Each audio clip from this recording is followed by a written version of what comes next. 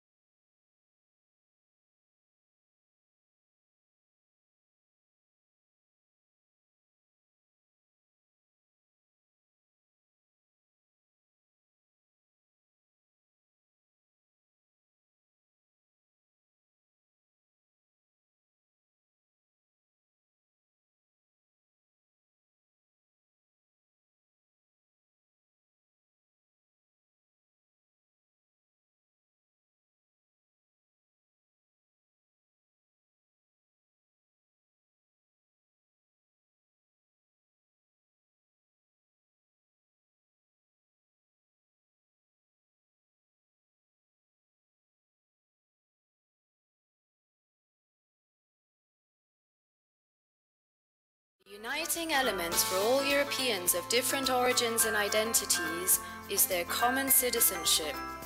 60 years ago, the Treaty of Rome gave birth to the European communities that later became the European Union. But has the European Union been successful in shaping a common identity based on citizenship? Have European societies become more open through free movement, and have they welcomed immigrants as new citizens? Two-thirds of Europeans feel that they are citizens of the EU, but only half of them say they know their rights as EU citizens. Knowledge on EU citizens' rights is below average in most Eastern European countries, but also some Western European countries such as France, Italy, and the UK. Only 37% of Europeans expressed positive attitudes toward immigration from outside the EU, compared to 56% who feel negative about it. At the same time, over 61% of Europeans have positive feelings toward immigrants from other EU member states.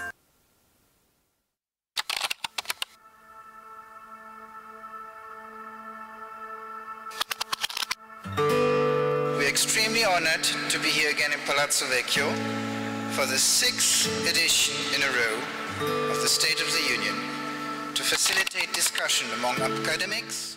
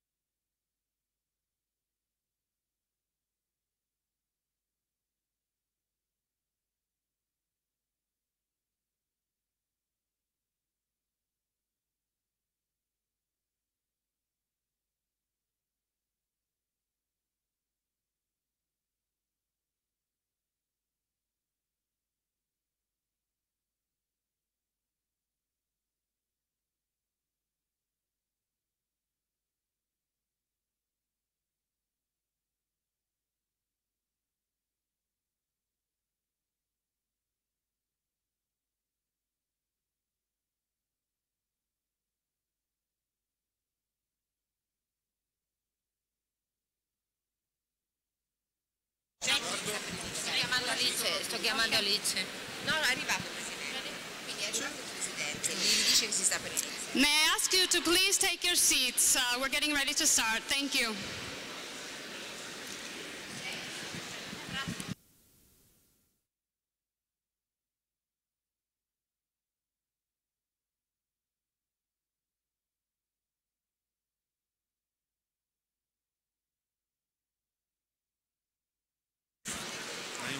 Aspetta, adesso non mi trovo.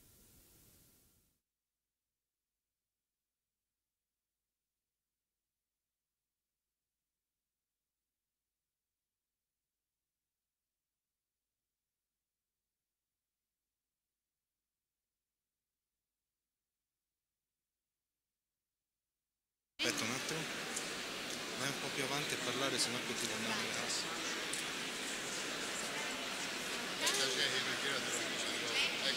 Ciao. Va bene, vai, ok.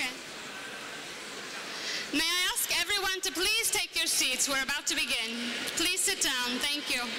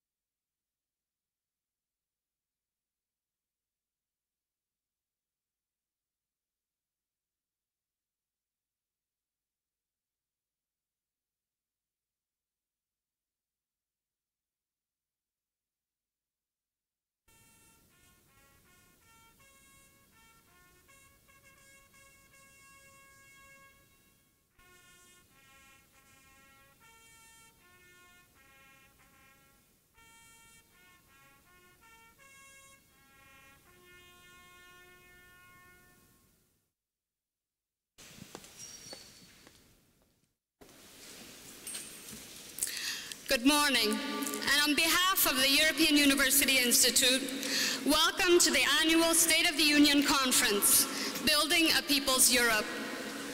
We are extremely honored to be here again in Palazzo Vecchio for the 7th year in a row to facilitate discussion among academics, policymakers, journalists, and practitioners on issues of deep importance to our European Union. As our first speaker, I am pleased to invite Mr. Dario Nardella, Mayor of the City of Florence, to deliver his welcome address.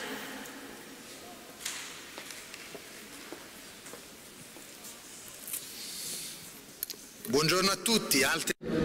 Good morning, everyone. Italian European authorities, management of the European University Institute, dear guests, ladies and gentlemen, welcome to the Salone di Cinquecento in Palazzo Vecchio. Welcome to Florence. This is a place which gave us humanism and the Renaissance, where the Florentines, the Italians, and over the past 7 years, Europeans have discussed crucial matters for our future. And this year's State of the Union is very much in line with all of this. And as a mayor, the title, Building a People's Europe, is quite appropriate for the challenges we all face.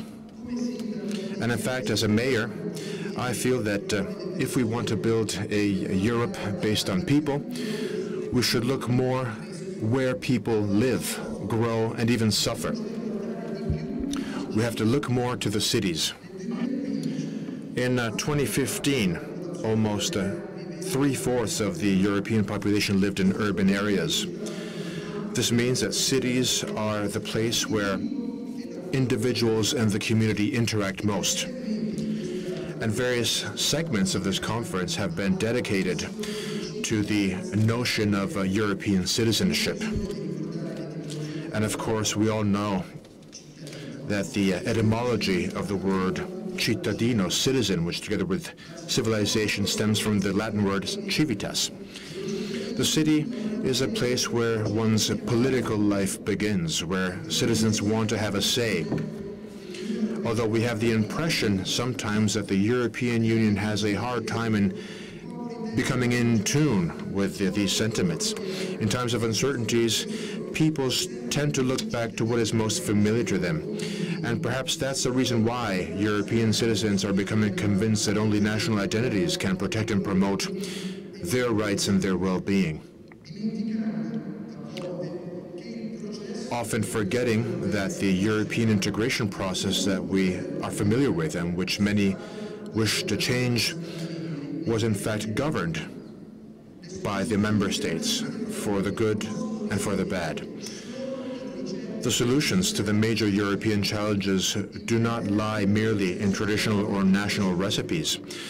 The well-being, the success of our integration, the history of Europe and its identity cannot be measured only by one country's GDP. Were Bob Kennedy still with us, perhaps he would reiterate the wonderful words he spoke on the 18th of May 1968, a few days before he was murdered. And during that speech, he said that the GDP can measure everything except for those things which make life truly worth living. And that's why we cannot allow our integration to be based on the familiar protection of borders, the physical, mental, and economic ones. We have to search for an increased direct involvement of our citizens in the European institutions by reaching out to the small communities, identifying the things which unite us horizontally. The European sphere is an ideal dimension. And unfortunately, given the challenges we face, this is an operation that we have to concentrate on. We have to remember the difficulties of the middle class, the generational issues, migration, the need to create jobs, the environment, development, the role of culture in our society. Dear friends, dear guests, Florence is very much committed as far as this point is concerned. Florence is committed both on the municipal level and on the metropolitan level. We are active in a number of networks of European cities with which we have a constant debate, very much along the same lines of the debate we have with the European Commission, and I wish to welcome President Juncker. And as mayor of one of the continent's cultural capitals, I wish to reiterate my intention of hosting in 2018, as I already proposed in the recent Culture G7 we held here. As I said, I wish to promote the first meeting of all of the European cities which were cultural capitals of Europe. I feel it would be a precious opportunity to discuss our achievements so that culture can be a real priority on the European agenda. Because, as I mentioned, along with the president of the European University Institute, Europe is first and foremost a Europe based on cultures, a continent, the identity of which is based on cultural pluralism. And it is then also an economic, political, and institutional union. Culture is, in fact, a driver for economic growth. It brings together different peoples in a single common project. It is a tool which allows all citizens to understand and deal with complex phenomena such as the ones we are experiencing. And given its cultural and humanistic vocation, Florence, 40 years ago, was chosen to host the European University Institute, which I wish to thank for its contribution to the academic debate and to higher education as far as the European integration process is concerned. Thank you very much indeed to those who guide the Institute today and those who have guided it in the past, to all researchers, to all professors, to all students, for having contributed to the Institute, which is a heart, a center of knowledge and of cultural and scientific production. This is an opportunity to which we also have to add the project to create a new transnational school of governance along with the Institute. And therefore, I wish to express my full support and Florence's full support so that this project, the project for a school of governance, can be completed. It would be a huge added value for the studies in this sector, and it would fill an academic and scientific gap which is felt even beyond Europe. It would become a tool capable of training a single European ruling class, one which can share values, tools, methods, and strategies. A single European ruling class. This would be essential in terms of building a Europe of citizens, and I think it's an excellent opportunity for Florence, Italy, and Europe. In this day and age in which political parties, movements, and opinion makers are pushing us towards fear, they want to convince us that it's best to go back to where we started from. Well, this is when we have to reiterate that our intention goes in the opposite direction. We are halfway along our path, and when facing difficulties and opposition, we have to look forward. We have to speed up towards the future. This is the crucial moment in time that Europe is facing. And as a way of facing the challenges, the crises, and the problems that our continent faces, we have to reiterate the fact that now more than ever we need more Europe. Thank you for your kind attention, and I wish a very fruitful conference to you all. And I'm sure that this conference will be inspired by the atmosphere, the beauty, and the history which surrounds us in the city of ours. Long live Florence, long live Europe.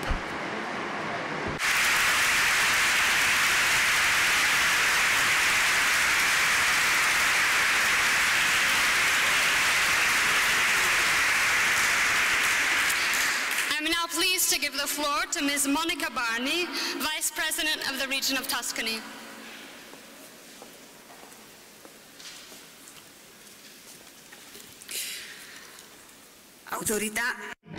Authorities, Europeans, Italians, ladies and gentlemen, I am particularly honored to represent the Tuscan region during this event, which is so full of significance for the historical moment that we are all living in, when we are called to give concrete responses to those who set up walls and to those who put into discussion these 60 years of peace and peaceful cohabitation on our continent.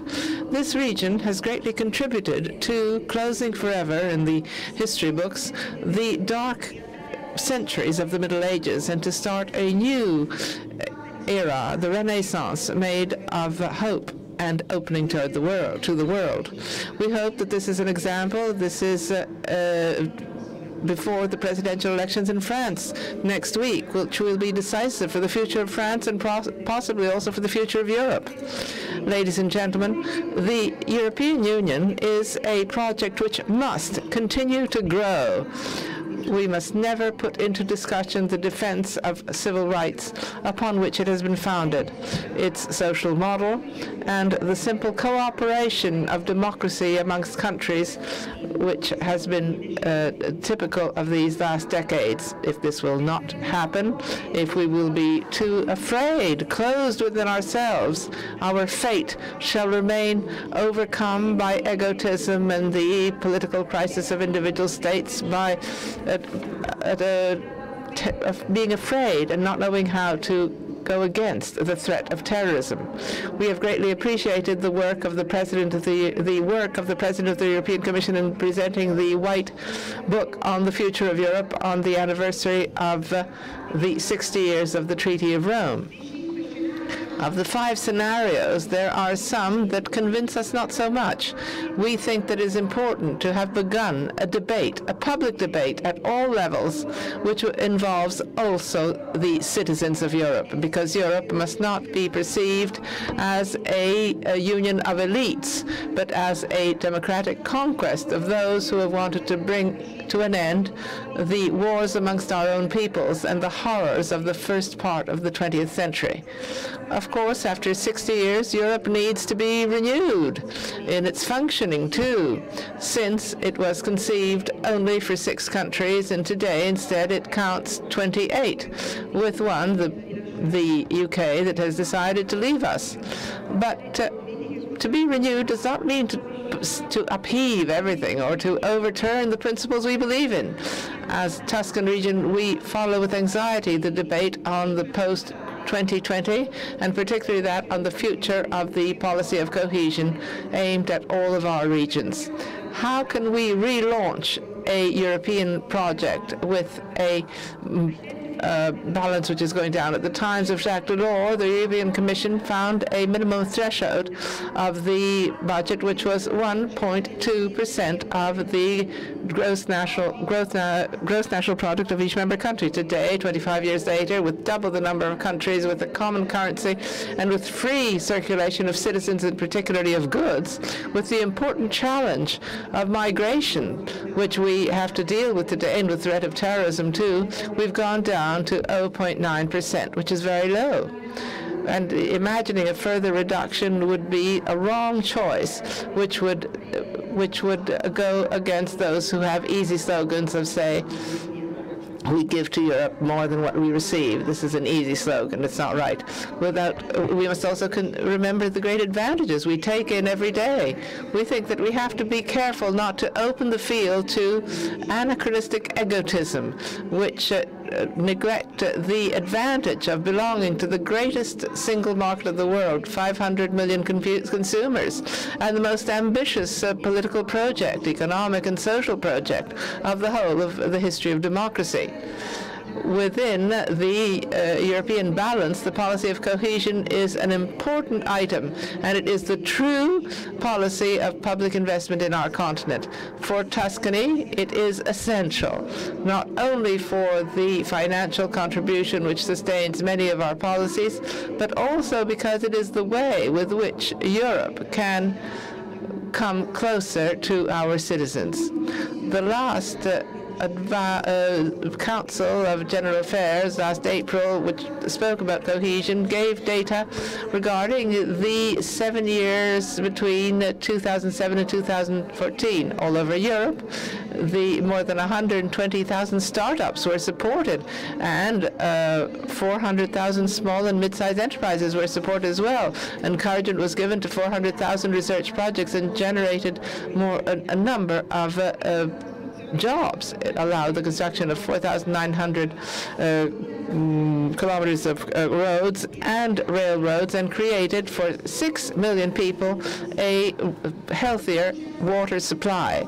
This success should be stressed. In fact, we have to remind our citizens about them, and some of the European governments who want a cohesion policy which goes down rather than up, and a less and less ambitious budget. We talked about the White Book for the Future of Europe, and we don't like to read in the 4th scenario that regional development and jobs are considered as only limitedly important. We instead believe that the Commission and European Parliament can't allow this redimensioning. They can't accept a step backward in European integration, which would be so strong and devastating for our citizens. And I'm thinking particularly of small entrepreneurs, of agricultures, of the young, and of all of those categories to whom Europe has to speak. If policy goes down, we'll only come down to populism, and we'll give even more instruments to the Eurosceptical parties who should not be followed. They should be contrasted with convincing subjects and with concrete facts. The results of regional policy in all our sectors are in the eyes are in sight for everyone. And so I wish you all to work well for the 7th edition of the State of the Union, and I want to particularly thank the European University Institute and particularly to its president for the precious work which always is done with great commitment and devotion. Thank you.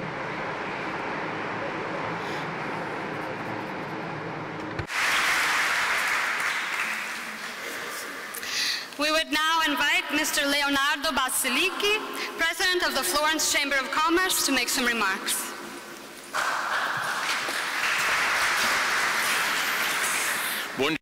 Good morning.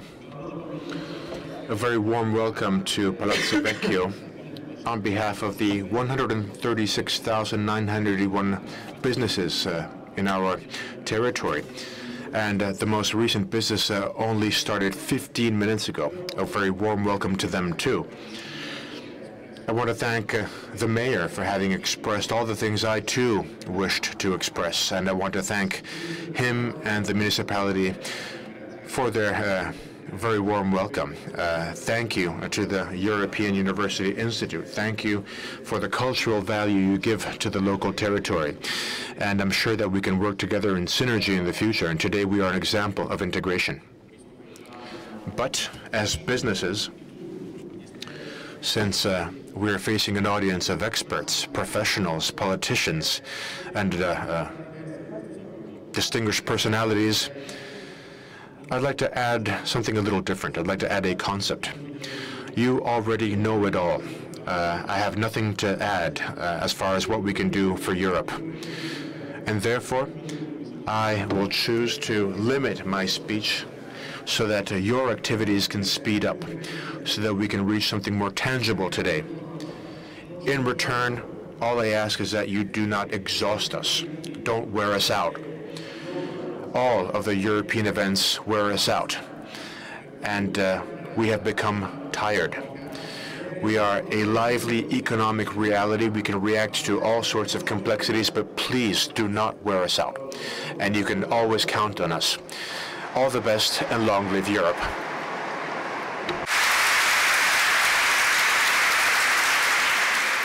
I'm now pleased to invite Professor Renaud Dehousse, President of the European University Institute, to welcome you to this year's conference in Palazzo Vecchio.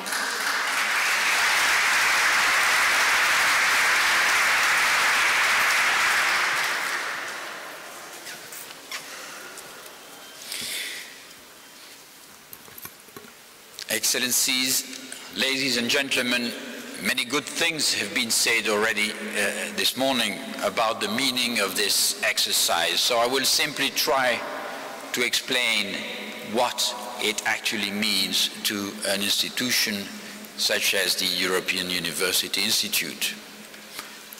Most of you will know that this institution was created a little more than 40 years ago. I guess only a handful know why it is called the way it is, European University Institute.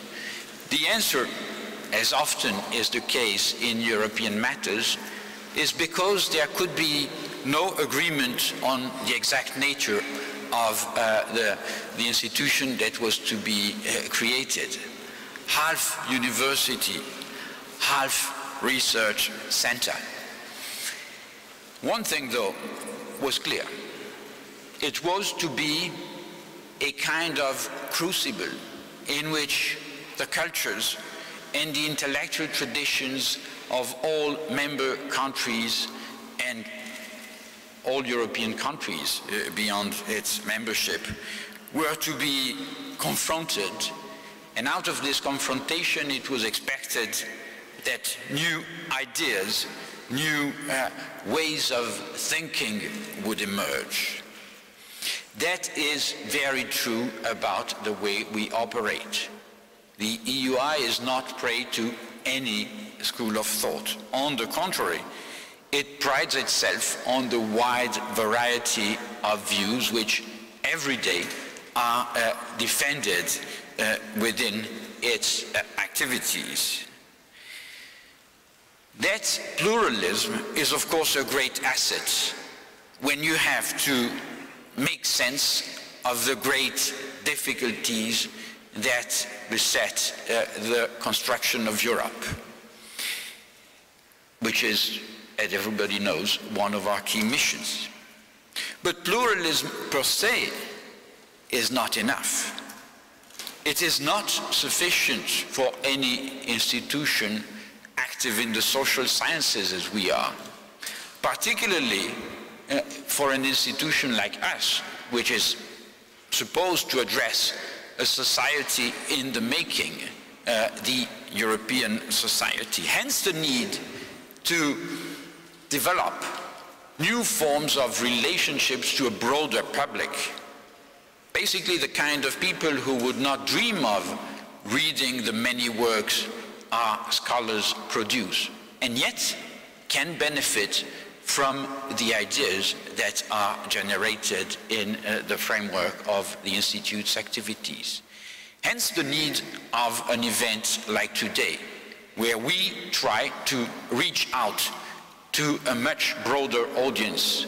And for this, we are privileged to rely on the active contribution and the solidarity of such a wide variety of local actors. I won't name them, you've heard their representatives. I would like them to know how much their solidarity is appreciated today and in general. Our role today is to ensure the widest possible debate about the future of Europe. Europe has long lived under what scholars have called a permissive consensus. Everybody seemed to agree on the fact that it was a good thing. But open your newspapers, turn on the television, speak to people next to you, and you will instantly notice that this no longer is the case. It's become for some a source of fear, for others a source of frustration, of anger even. And it triggers debates which at times go well beyond the limit of acceptable exchange of views, as we could witness not long ago in a neighboring country. That kind of debate may not be elegant, and yet debate is indispensable, and that's the very rationale for this exercise. We hope that in the course of today's confrontation with the views between the views of scholars and the experience of practitioners, a number of ideas will come out that will help us address the most burning issues of our time. And I wish you a very interesting and successful day of work together with us. And I address my sincere thanks to the city for hosting this remarkable event. Thank you very much, Signor Sindaco, and have a good day.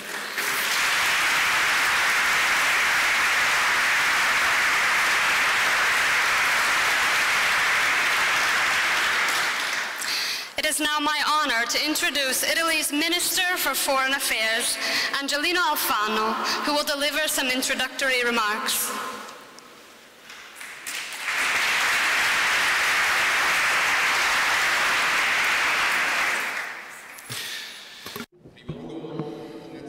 First of all, allow me to express my deepest gratitude to the Mayor of Florence, Dario Nardella, for the wonderful hospitality in this venue, which brings to mind history, culture, national identity, the European spirit, and the artistic and cultural dimension of our country and our extended country, the European Union. I also wish to greet a friend, a representative of the European institutions, Jean-Claude Juncker, and to a fellow countryman of mine,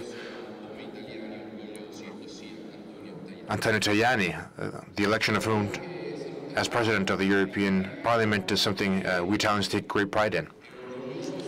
I wish to welcome you as an Italian who is proud to belong to a founding country. And I also wish to welcome Madam Maria Romana de Gasperi, the daughter of President Alcide de Gasperi, who is here with us and who continues to work for Europe. We have a huge privilege today. We are the guests of our European University Institute, and I wish to thank the President for his kind words. It is a privilege because the fact that this institute is based in Italy means promoting critical thinking and studies on Europe. It means promoting the idea that this great political and institutional continent of ours can still be studied. It can still bring about ideas. We can still continue to feed the genius of young talents. Much like the Renaissance, which this city knows well, and which placed man and culture at the center of art, science, and culture itself, we too have the need to place the European citizens at the very top of the European agenda. 2,000 years ago, people took great pride in saying, "Civis Romanus sum," I am a Roman citizen. It was a way of asserting the rights which were linked to Roman citizenship. And in a Europe divided by the Cold War, President Kennedy, in his famous speech in West Berlin in June 1963, evoked that famous Roman phrase by saying that in the free world, the greatest pride was to be able to say, "Ich bin eine Berliner." Today, in a united Europe, which has guaranteed peace and freedom for over 60 years, we must take pride in saying, "Civis Europaeus sum," I am a citizen of the European Union. This has to be our greatest pride. Civis Europaeus sum. And I am saying this as a European citizen. I am aware of the privilege it means to be a European citizen. Dear scholars, dear representatives of the European institutions, I am proud because I know the story and the history of my family. I was born in 1970, and I have only been able to experience peace, democracy, the well-being of my country. My father, who is still alive, was born in 1936, and as a child, he experienced war, and he remembers when the Americans landed in Sicily. My father's father, my grandfather, who I never met, also experienced wars, and my grandfather's father experienced wars, and my grandfather's father's father experienced war, and that is how it was throughout history. It was only war. I am the first in my family to have only experienced peace. And this peace has a name as far as I'm concerned. Its name is Europe. And as a European citizen, I am proud to have only experienced peace. And for that, I have to thank Europe.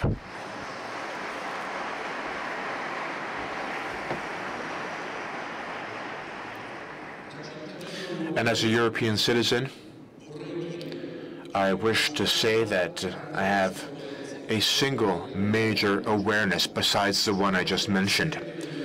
I am aware of the fact that it would be a major mistake to consider these achievements, these conquests, as irreversible. Why have they been conquests? Why have they been achievements? Well, because when the Second World War ended, we counted our victims. Millions of Europeans died, and they killed one another amongst brotherly nations. And now, after a few decades, I think it's safe to say that we have been able to create the largest institutional experiment in the history of mankind. Never before, after millions of victims, we were able to achieve a peace, following which we were also able to achieve a union. And that union, in a mere matter of decades, was able to create the largest area of freedom and democracy in the world. the only area in which the death penalty doesn't exist, the largest area for civil rights, with rights, duties, and a currency.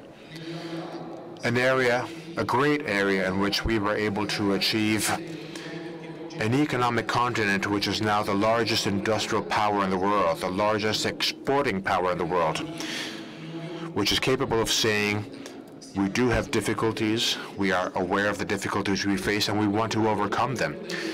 As the European government representatives, we have to admit that our continent isn't problem-free, but we have the intention of solving the problems. We are aware of our origins, and we want to defend our history. We are aware of the fact that we are the outcome of the Greek and Judeo-Christian culture.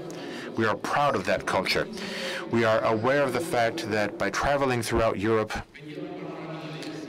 we can see different landscapes, and perhaps we often feel we are in different continents, but we also know that wherever we go in Europe, we can find a place in which we can pray to our God. That is our major strength. We have an identity which respects religions, but which is fully aware of the continent and the place it stems from. And our origin, and I'm saying this as an Italian, our place of origin is the Mediterranean. We as Italians are deeply Mediterranean, and we want Europe to rediscover this dimension more and more. A great predecessor of Dario Nardella, a great mayor of Florence, Giorgio Lapida, once said that the Mediterranean is the prosecution of the Sea of Galilee. And I shared that idea. And if you look at a map, if you look at the world's map, you will notice that we have major oceans compared to which this sea of ours, the Mediterranean Sea, is a mere lake. It is a small sea. It's very small. And yet, once again, in that lake, we are facing the destiny of the world. Safety and security, terrorism, countering the smuggling and the trafficking of human beings. The stability of continents passes through the events unfolding in the Mediterranean. And that's why we believe that the challenge for Europe is a challenge which must evolve. And the evolution of the challenge Europe faces has to be linked to updating what our founding fathers had promised. Our founding fathers had promised, and they kept the promise of peace and prosperity. They promised and they kept the promise for peace and prosperity. We have to update the promises of our founding fathers by dealing with this day and age of globalization and modern challenges. Peace requires a special European contribution, on the one hand, in safeguarding human rights. And we as Italians are proud to have saved hundreds of thousands of human lives in the Mediterranean Sea. We are proud of being able to say that we are on the right side of history. We are proud of our rescue missions in the Mediterranean because we have allowed for Europe to be on the right side of history. We have reiterated our belief in human rights.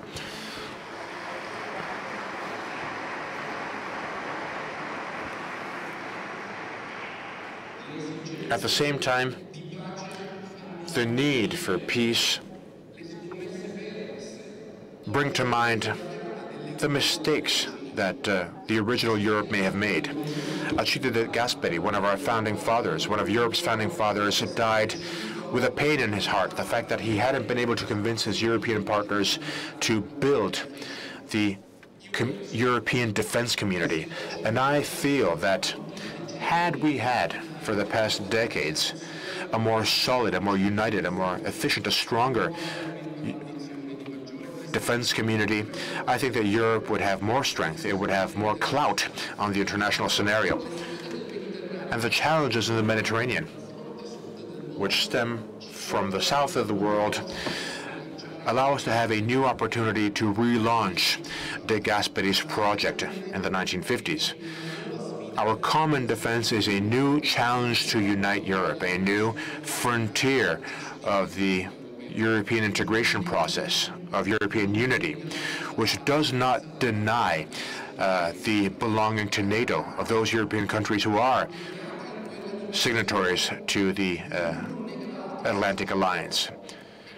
They can be united. They can be one and the same. That's why the Mediterranean, and through the Mediterranean history itself, gives us a new opportunity to revitalize our common defense project.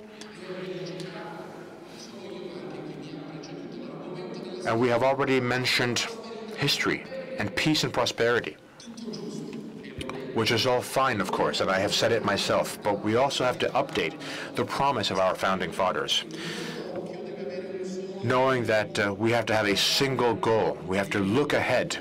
We have to look in the eyes the 15 million European people who are jobless. If we will be capable of telling them that Europe is a solution to their unemployment, rather than the problem which has brought about their unemployment, at that point, once again, Europe can become a dream. That's why I firmly believe in the infrastructural and investment program of the Juncker agenda. I think that is the way to create jobs. And at the same time, we also have to create the market conditions that can bring about a Europe which can compete in the world. Until we continue to have poor people in Europe, until we have a need to increase social justice, we will have to continue focus on a social approach to Europe, and that is included in the Rome Agenda.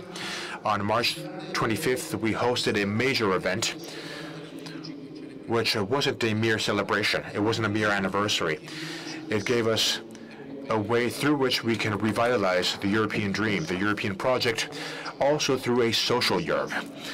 A Europe that can focus on economic stability, but which can also invest on growth as a way of reducing inequalities, as a way of solving unemployment.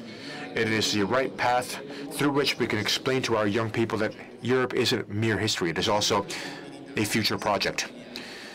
Here we are in Italy. We are Italians. And our duty, given the circumstances of history, was that of being amongst the countries which founded Europe. We were the ones who, along with others, of course, founded Europe. And now our political continent has to make important choices in a time of contradiction. We have the Western Balkans, the countries in the Western Balkans who are asking to join us. We have a long list of candidate countries. And a brotherly people of ours have chosen to depart from the European Union. But the British people have left the European Union, not Europe. This is a time of contradiction. Some wish to join, some wish to leave. And now we have a political system which also, thanks to the inequalities which exist and which have been brought about by globalization, has also brought about movements which ask to leave Europe, which ask their countries to leave Europe. And I think that in Europe, the two major institutional political hemispheres which have been brought about by history are regulated in such a way. On the one hand, we have the hemisphere of those who feel that Europe continues to be the solution, and then we have the hemisphere of those who feel that Europe is the problem. We are certainly members of the sector claiming that Europe is a solution, or the possible solution, and that's why we have a clear idea of what the challenge ahead is. The challenge is saving Europe from those who feel that Europe is a problem. And therefore, in conclusion, we, the Italians who have contributed to the founding of Europe, we who were ready to found Europe, want to state that we are ready to save Europe. We are ready to revitalize the European unity project, to continue along the lines of peace and prosperity. Thank you very much.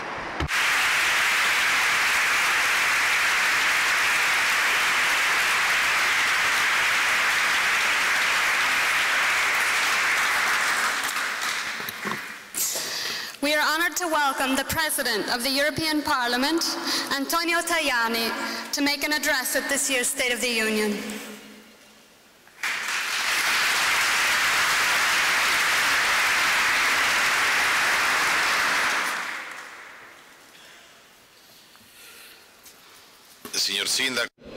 Mr. Mayor, thank you for hosting us in this fantastic room. We will be coming back for the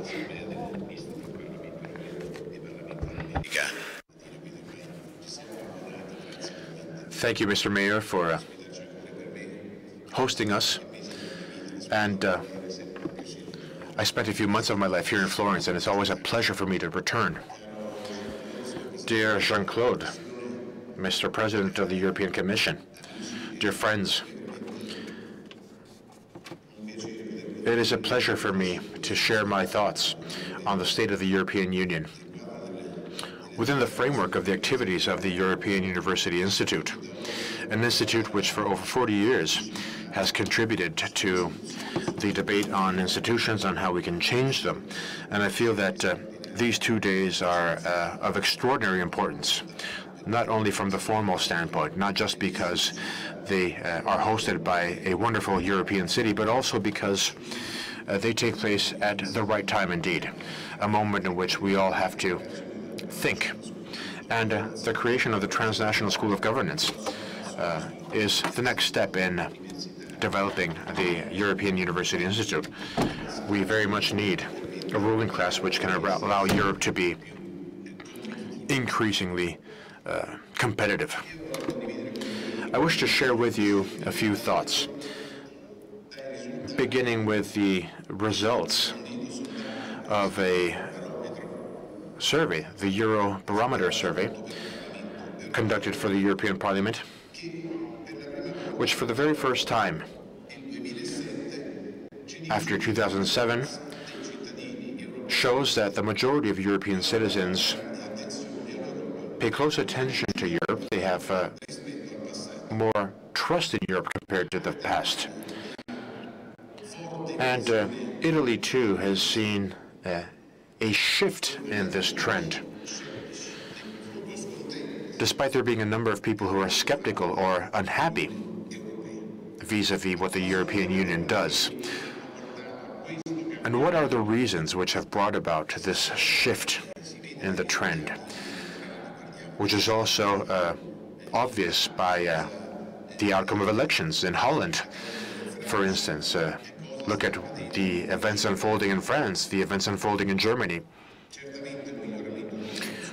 Certainly there has been an improvement in the economic situation, but perhaps we also have the need to have a reference, a benchmark, a model which can protect 500 million people.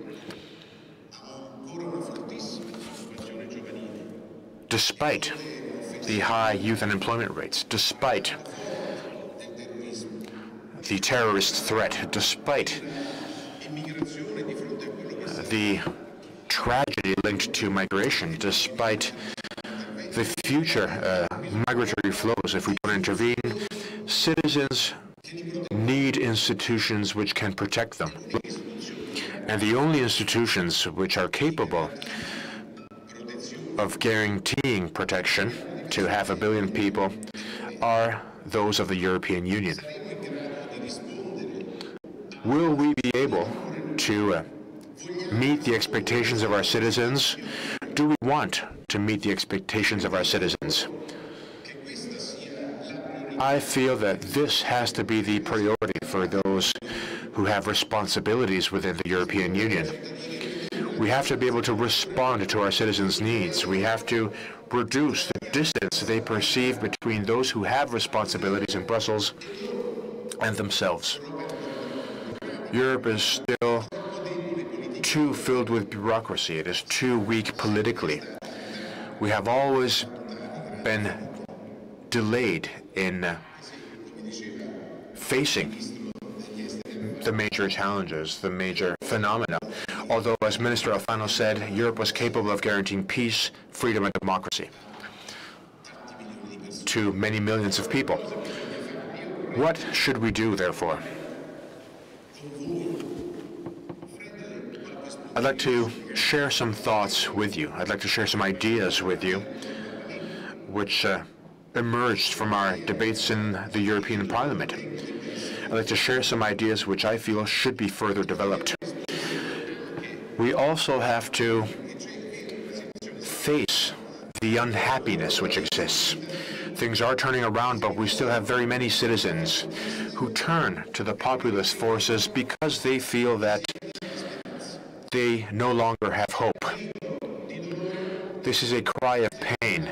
It is an alarm, a warning that we have to understand. I don't think we should attack the populist parties. We have to understand why so many people vote for them, why they choose those parties. The only answer we can give to these citizens is that we have to do all we can to solve their problems. And we have three key problems which emerge from all surveys, from all pleas, from the things we hear in our streets, in our squares, in our markets, in all of our debates. We have already started responding together in a unified way in Rome on March the 25th, when all of the member states, when all of the EU's institutions together signed a political document stating our priorities, stating what we have to do to try to respond to our peoples. And to do all this, I feel we should start from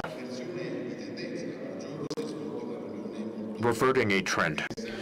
A few days ago, a very interesting meeting took place, one promoted by Jean-Claude Juncker to analyze and to offer proposals to the Commission on the document on financial policies, on the European Union's budget policy.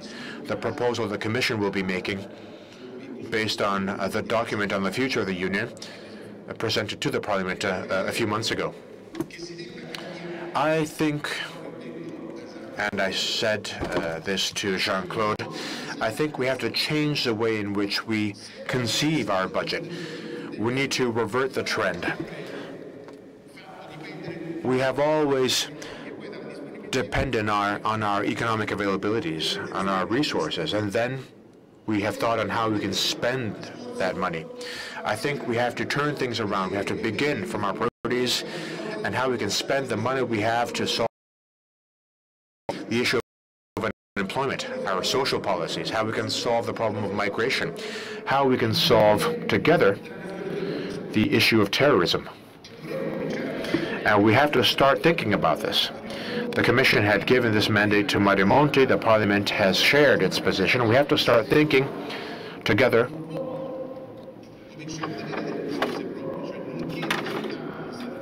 and Europe has to start having its own resources without having to ask the member states to contribute with money which is then redistributed. Perhaps we should start thinking about resources we can have available directly from the European citizens so that we can promote European policies. Of course, in order to face migration, we have to invest more. Of course, we have to recognize all of the initiatives to save the lives of migrants, to welcome and host refugees. Europe is doing very much. But if we don't solve the problem of migration at its roots, if we do not invest more, especially in Africa, over the next few decades, we will be facing millions and millions of people who will be traveling from the south to the north of the world. We have to state this very clearly. The European Commission has already started a plan, an investment plan. The Parliament is discussing these proposals, and I am absolutely in favor of investing so that we can set up camps in southern Libya. I'm in favor of investing to promote growth in those countries in which the economic situation is dramatic. Think of the drought in Somalia, the events in Ethiopia. Think of what Boko Haram is doing in Nigeria, in Niger. the situation in Nigeria, in the Republic of Central Africa, in the Congo. Think of the desert, which is eating up kilometers and kilometers of land due to climate change, forcing entire populations to abandon that part of the world. And where will they go if they don't have other solutions? They will look to the part of the world where there is well-being, and we will have biblical movements from the south to the north, which means we have to invest, we must have a strategy, we have to have an economic diplomacy allowing Europe to help that continent grow. We have to look at Africa as if we were Africans, not as neo-colonialists. And our Chinese friends should not be offended. We shouldn't envisage Africa as a mere place for business. Our interests are different than China's. We are interested in the development and in the stability of the African continent. Only in this way can we face and solve the problem of migration. And in fact, in order to discuss these problems, I invited the Secretary General of the UN to the European Parliament. The European Parliament has invited the President of the African Commission. We have invited the President of the Ivory Coast. All of these people will be taking the floor in the European Parliament in the upcoming months to discuss what can be done together with Europe to solve at its roots the issue of migration. This is a political will, it is a political choice and a decision that we have to accept to prove to our citizens that we are not underestimating their concerns, but that at the same time we want to stop the Mediterranean from turning into a graveyard in which tens of thousands of people will lose their lives in the upcoming years. This means showing solidarity. This means strengthening our agreements, our accords with the countries of origin. We have signed an agreement with Turkey, a country which is making many mistakes as far as we're concerned. We have to sign other agreements with other countries, and the Italian government has signed an agreement with Libya, which is a positive step. And when we signed the agreement in La Valletta, we were discussing this with Mr. Juncker, with Mr. Muscat, with Mr. Tusk. We supported the choice made by the Italian government in signing this agreement. And on the eve of the European Council meeting on June 22nd, I invited Jean-Claude to take part in the meeting, and the European Parliament will dedicate 2 days to come up with tangible proposals to urge the Council, and therefore the states of the European Union, to accept a position, to accept tangible solutions so that we can face the issue of migration. We have to be united. It's not a matter of deciding who needs to go where and how many people need to go where. We have to have the political will which is needed to solve the problem at its roots. Only this way will we be able to tell our citizens that it's not a matter of choosing the shouts and the aggressiveness of the populist movements. We have to show our citizens that we need to have a common European policy to solve the problem. And as Minister Alfano was saying, the same goes for security and defense. We are reacting to a terrorist threat, to a terrorist offensive, which is undermining the safety of the European Union.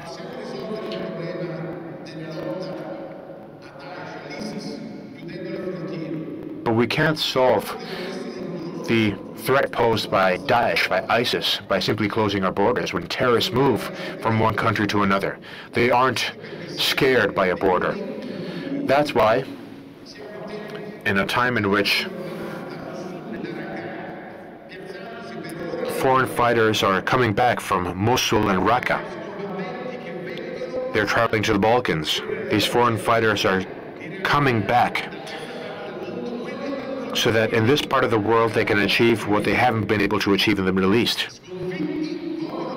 They have been defeated there and they want to come back and spread terror in Europe. It is our duty to react, and we can only do this if we will be increasingly united, if we cooperate amongst our police forces, amongst our intelligence forces.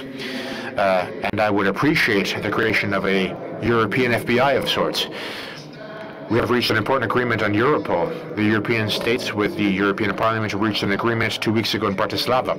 And I was there with the presidents of the parliaments to strengthen our cooperation, to continue to work together.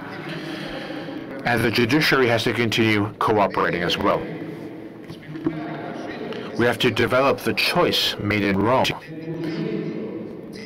In the document we signed, we have finally gone back to the debate on a common defense policy stemming from an industrial cooperation. It is also a matter of standards.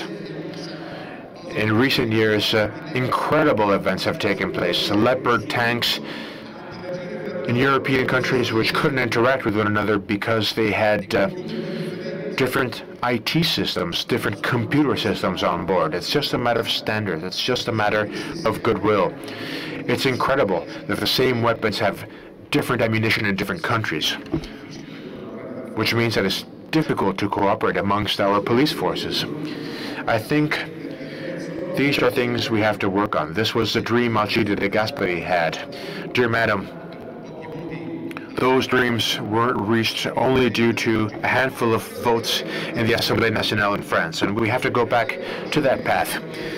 In order to have a common foreign policy for Europe, and God knows how much we need it in the Balkans, in the Middle East, in Africa, and in Latin America, we need to have a strong EU presence to guarantee stability and peace, to defend rights.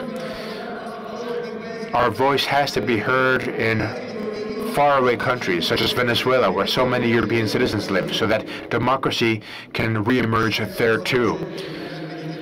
We need to raise our voice in the Mediterranean region, of course, as Minister Alfano was saying, in the Balkans.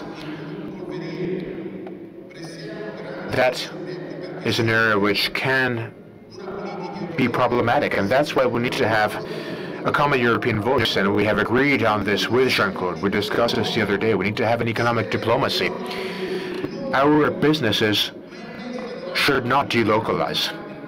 They have to invest in other parts of the world to grow and to contribute to a European foreign policy, allowing Europe to be a source for growth, a source of stability. This is what Europe needs. This is what our citizens need. And only by doing so will we be able to respond to their expectations and their requests. Third and final point, youth unemployment. The social pillar. Our guiding light is the market social economy. The single market is a major conquest for Europe. But what do we need the single market for? Is it just a way of promoting the needs of industrialists or corporations? Absolutely not. The single market is a way of increasing the well-being of our citizens, to increase well-being and to reduce poverty as much as possible throughout the European Union. That's what we need the market economy for. We do not believe in a ruleless market. We believe in a market with rules so that Europe can have well-being. And I'm saying this not just because I was the industry commissioner for many years. I think Europe needs to go back to an industrial policy which is a modern one based on competition. An industry capable of reducing the environment, capable of reducing emissions, but without the industry, without businesses, without agriculture, without trade, without the real economy, we cannot create jobs. Which means we have to invest in that sector as well. Europe needs to be braver and bolder. We had a goal, 20% of our GDP stemming from our manufacturing activities before 2020. It was an ambitious goal. But that is the path we need to continue on. And the Parliament has always expressed its support for that path. We have the duty of safeguarding within the global competition.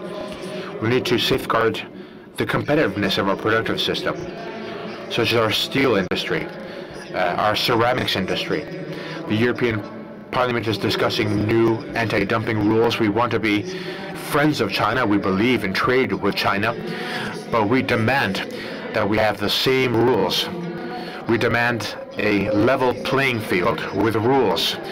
We cannot have different rules here and there. And the European Parliament has expressed its opposition to giving market status to China. The European Parliament has expressed its desire to protect our enterprises, which isn't protectionism. We're discussing these new proposals these very days in the various commissions. And I do hope that we will be able to achieve a positive compromise that can consider all interests, allowing European businesses to be protected by the European Union, so that they can feel they are protected in trade as well. I continue to defend the Parliament's vote, not just because it is my duty, but because I am fully convinced of this vote. We have approved the trade agreement with Canada, an agreement which will obtain further well-being for the enterprises here in Italy as well. And we will have further trade agreements we will be discussing with other Eastern countries. We don't know what the outcome will be of the agreement with the U.S. We hope we can continue to work on the free trade agreement with the U.S. We'll see what the new administration will state. We are for compliance with the rules.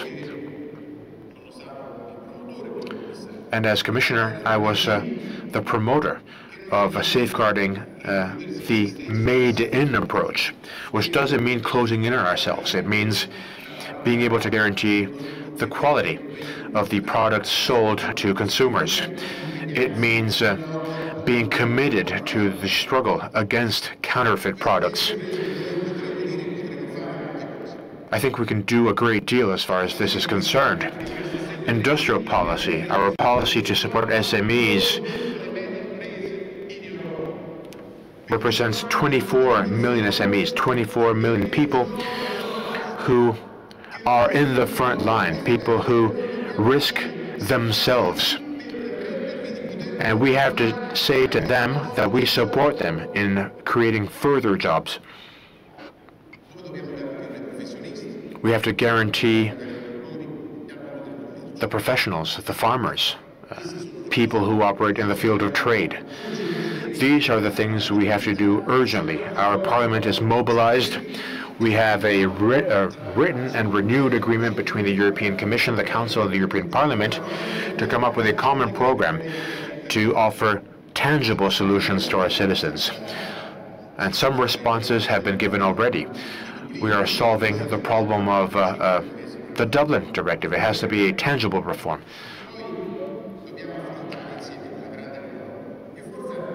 And another thing we have to do together is further uniting European citizens. And only just last Saturday, the 27 member states and the 3 EU institutions were united in supporting a policy to complete the agreement with the UK, which wishes to leave the EU. I want to state this in my country, in the city. I trust the political qualities, the mediation capabilities, the knowledge of our interlocutor. I fully trust Michel Barnier, our negotiator. We were commissioners together. We worked side by side. He is the right person in the right place, and I am convinced of the fact that with his leadership, with the support and the cooperation of the European Parliament, I want to thank all MEPs involved in offering support to Mr. Barnier, such as Mr. Gualtieri, who is chairman of the Economic Commission. He's one of the many MEPs who is working alongside our chief negotiator. It won't be easy, of course. We have to be aware of the fact that as far as we're concerned, we have a priority. The The 3 million EU citizens who live in the UK will continue to have the same rights they have today, the day after Brexit. And of course, we also want to guarantee the same rights to the 1 million UK citizens living in Europe, the same rights they have today. We support Commissioner Barnier so that before we begin negotiations on the future relations between the EU and the UK, so that he can conclude the first part of his job. In other words, so that he can identify a general agreement framework.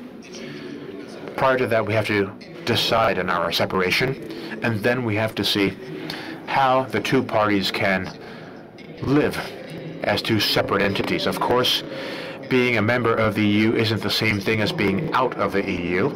I think they made a mistake.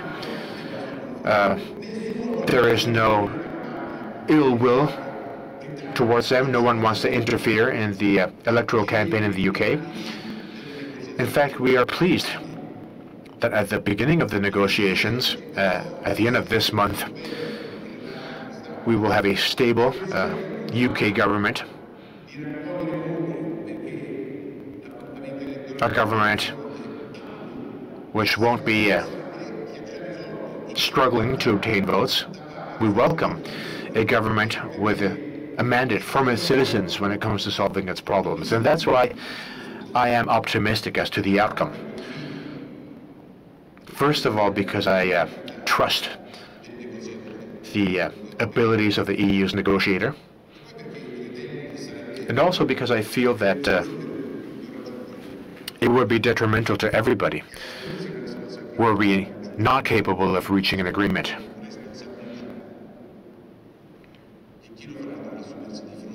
And this would be a responsibility which those who would be responsible for it should be willing to accept in front of both the British and the EU citizens.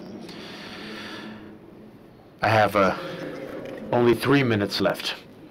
So I'll say that all of these things, all of these results for which we have to be committed, even when facing the change of the EU itself. The Lisbon Treaty can't be changed very easily. The Dublin Directive can be. The Lisbon Treaty was the outcome of a long process, including the Convention on the Future of Europe, including the constitutional draft, which was then rejected. But we can improve things by improving the implementation of the current directives. We can do more, and the European Parliament can do more to reduce the distance between our citizens and our institutions. That is our priority. We have to understand and talk to our citizens. We are the representatives of the people. We are the ones who have the duty of doing all we can to make sure that the European peoples can feel protected and guaranteed by the EU institutions. It is our responsibility, a responsibility I accept. It is not my duty to strengthen the role of the President of the European Parliament. My responsibility is to strengthen the role of the over 700 representatives of the peoples of Europe in the European Parliament, in Strasbourg, in Brussels, where they discuss the future of this 0.5 billion people. But of course, we can't achieve all this if we don't believe in all this, if we don't have our ideals, our values, our added value, which includes a fundamental value, freedom. Everything is centered on freedom. As the ancient Greeks who defended their territory to guarantee the freedom of their territory in the face of barbarian invasions. The Romans and Christianity turned that freedom into a feeling of individual freedom. Every human being is born free. And why do we oppose the death penalty? As Minister Alfano proudly said, We oppose the death penalty because even the worst criminal has the right to be free to repent and to choose to turn his or her life around up to the very last minute. That is freedom.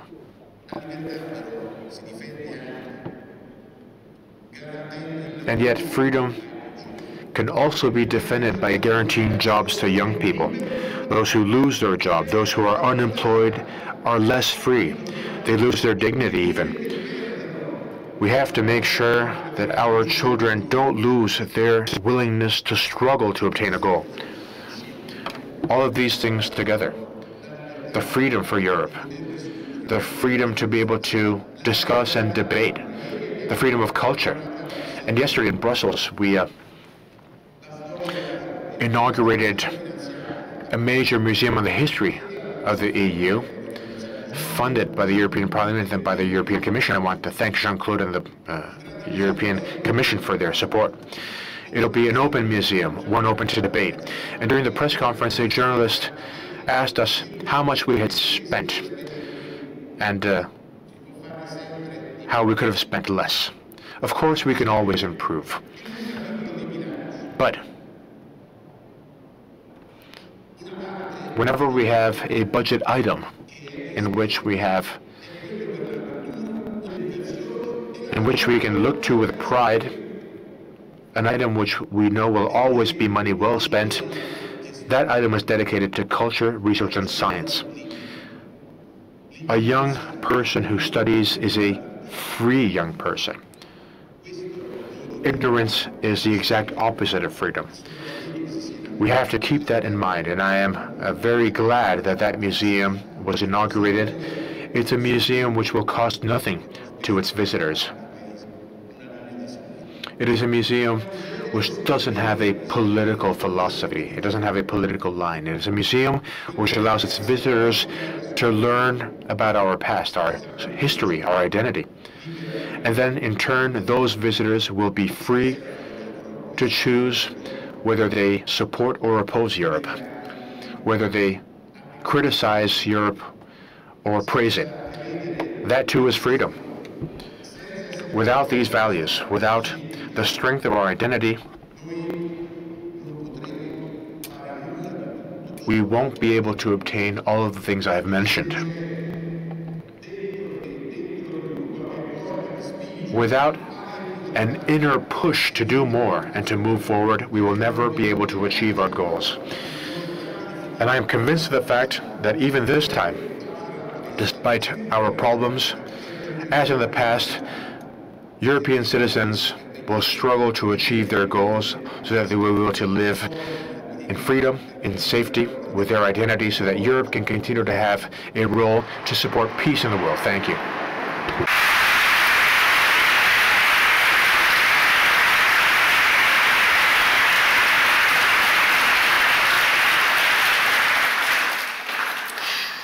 We are honored to welcome the President of the European Commission, Jean-Claude Juncker, to make an address at this year's State of the Union.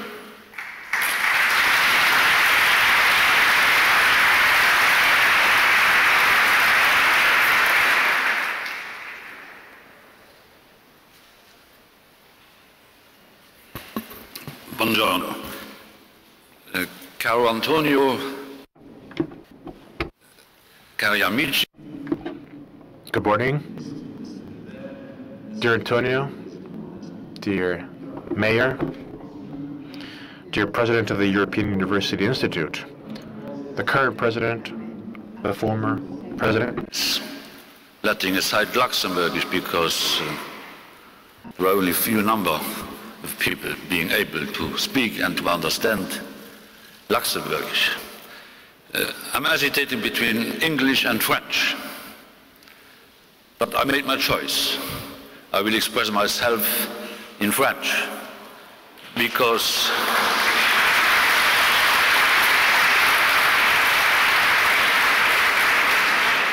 slowly but surely English is losing importance in Europe, and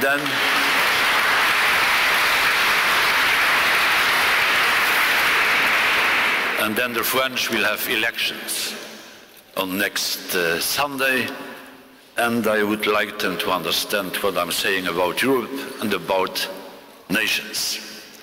Mais avant de faire ça, before that, though, I admit I will have to cut my speech short. It's a very long speech, a keynote speech, which I think would be somewhat out of place as far as today's agenda is concerned. That's because the Italian friends who took the floor before me took more time than expected. And therefore, my proposal is just to share some thoughts on Europe with you. First of all, let me say how pleased I am to be back in Florence. This is a wonderful city, a city of culture, an extraordinary city, one filled with light, filled with sunshine, which makes us all dream, and which allows us to think about key topics concerning the future of Europe and the world. I'm glad to be back in Italy, and Europe owes a lot to Italy. Italy is a country I owe a great deal to, because I grew up in the south of Luxembourg. I grew up alongside the children of Italian immigrants who lived alongside my parents, who were my next-door neighbors. I love Italy. I love Italy and I love Italians. And I'm especially happy to be hosted by the European University Institute, the prestige of which is recognized internationally. Their activities, their research allow us to understand Italy better. Their research allows us to understand Europe better, although it sometimes seems impossible. The president of the Institute, its professors, its students, who work and study here in Florence, help us to better understand the issues, the challenges we face. Whenever we talk about Europe, besides the things said by the President of the European Parliament, I often notice that we never discuss the successes obtained by the European Union.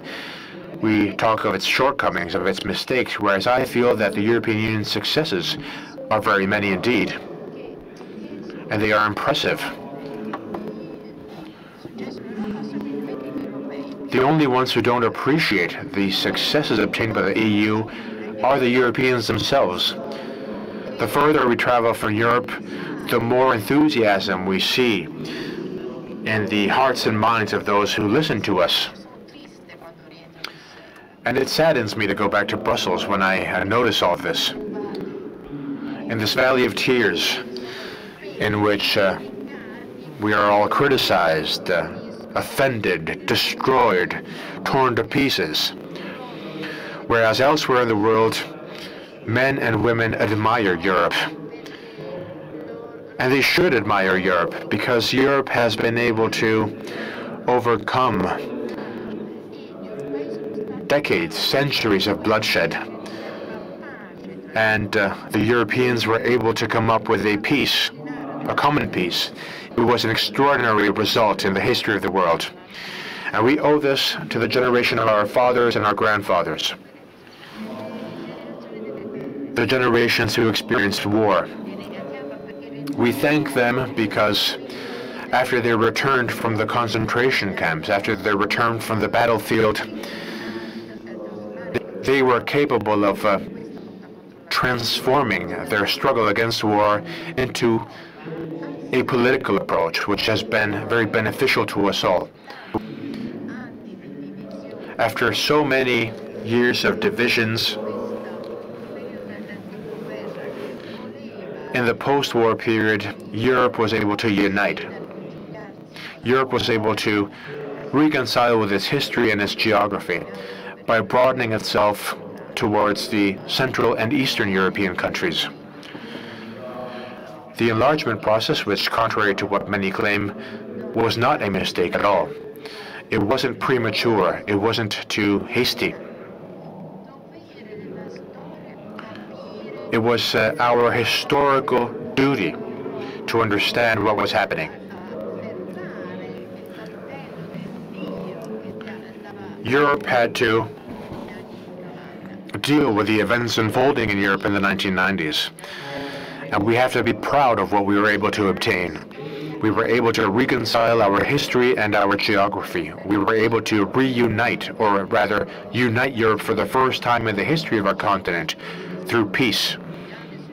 This was the major success we obtained in the 1990s, along with the creation of the single market, which was a true success. Our history is one marked by a number of different successes. We were able to give Europe a single currency, the euro, when no one believed we could have been able to achieve it, and yet we succeeded. Despite the huge efforts it took. The euro is now the world's second currency, and then as now, the Europe protects Europe from external shocks. It does not cause internal shocks. The euro protects us from external shocks. Think of what would have happened had we not had the euro during the Iraq War, following the attacks in New York and Washington, following the events in Afghanistan, following the economic and financial crisis which came from afar. A crisis that in the past we could only have dealt with our national means. Had we left that task to the national central banks alone, we would never have been able to succeed. We would never have been able to react. The European Commission and the European Parliament are facing a number of different crises. Different crises which follow one another and even overlap. Sometimes we feel we have been successful in responding to a crisis, and then all of a sudden other crises come along. We had thought that Europe could improve. There had been a return to growth, a weak growth, and yet it was a growth nonetheless in all of the countries in the European Union and all of the countries in the Eurozone. Unemployment is declining, and the employment rate had never been higher. And now, growth in the European Union is twice that in the US. And I feel we can be reassured as far as the immediate future is concerned. And at that point, despite the success, despite the growth, our British friends decided to leave the EU, which is a tragedy. We shouldn't underestimate the importance of the decision made by the British people. It is no small event. And of course, we will negotiate with our British friends in full transparency. But there should be no doubt whatsoever that it isn't the EU which is abandoning the UK. It is the opposite, in fact. They are abandoning the European Union. And this is a difference which will be felt over the next few years. But of course, my friend Michel Barnier will be giving us the details of this negotiation. All of the details we will be facing very soon. Europe does have some weaknesses which can partly explain the outcome of the referendum in the UK. There are some weaknesses which perhaps we sometimes overlook. We may be scared of the truth sometimes. The truth which may emerge on the horizon. Europe, as every other continent, as every other country or state, in fact, needs to accept the fact that each and every policy is a result of the meeting between geography and politics. Europe is the smallest continent. The European territory is, in fact, only 7 million square kilometers. Think of Russia. It has 17.5 billion square kilometers. We have some very large neighbors. Neighbors facing major problems. And how can we think we can solve it all? We need to have players, protagonists who can serve the entire globe, the entire world. We are the smallest continent. We are losing our economic power and our economic clout. We currently represent 25% of the global GDP. In 10 years' time, that percentage will shrink down to 15. Therefore, we will be a smaller continent. Our economies will decline proportionally. Our demographics will face a crisis. At the beginning of the 20th century, the Europeans were 25% of the world's population. At the end of the 20th century and in early 21st century, we represent 24% of the world's population. Those who feel that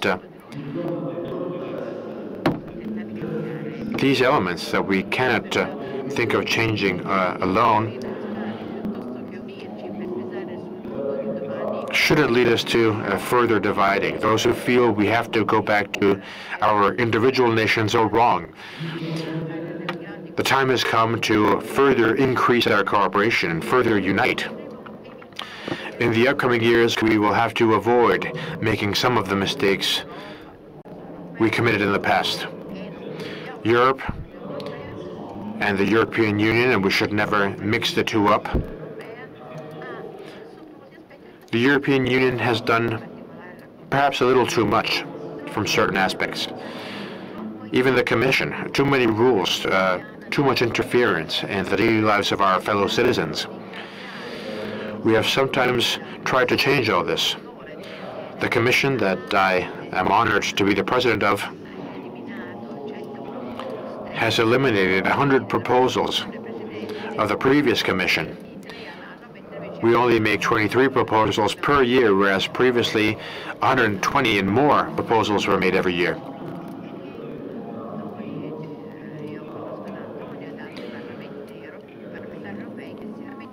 I know that Antonio and others in the European Parliament complain about the fact that the European Commission drafts far too little legislation. Well, our intention is to improve the quality of our legislation, such as the environment, which is a key priority.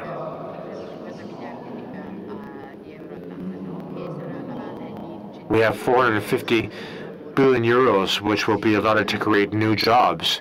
We want to focus on foreign trade, because 30 million jobs that directly depend from exports to other countries in the world, and every billion euro more in terms of exports is equal to a further 14,000 jobs.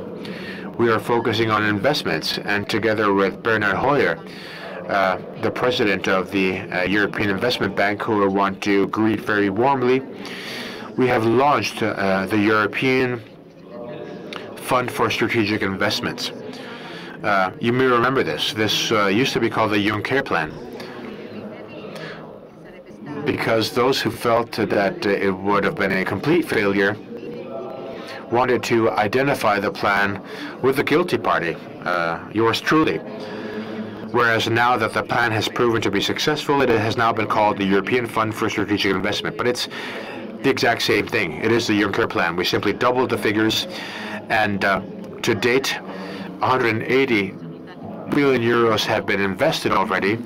Thanks to the tools of the investment fund, we have increased that amount to 630 billion euros, which means that 500 billion euros will be mobilized to 2020.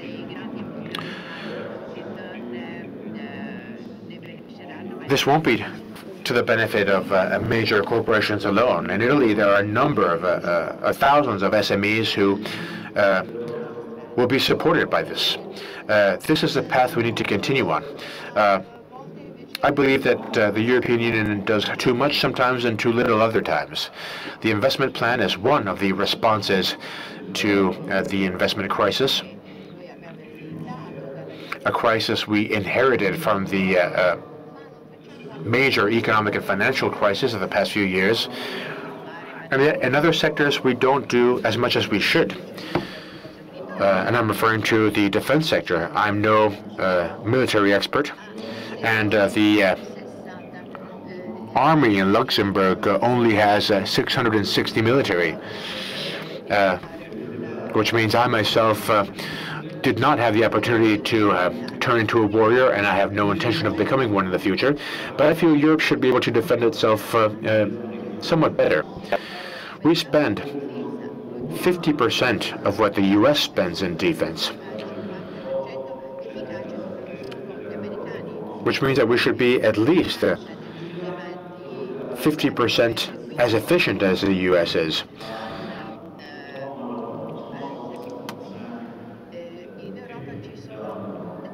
In Europe, 75 different types of weapons exist. In the U.S., only 4. And 80% of military investment and defense investment in Europe is based on national programs alone. Whereas, if we use a European approach as far as the military sector is concerned, we could save a great deal of money every year, and we could use those proceeds to improve the effectiveness of our defense systems. And the Commission has presented a few proposals from this point of view, and I would hope that the other institutions can start dealing with these issues in an in-depth way, which is something that, in fact, the European Parliament is doing, along with the European Council.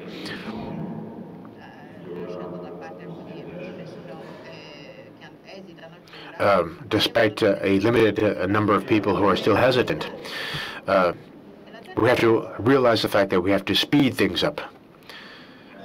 And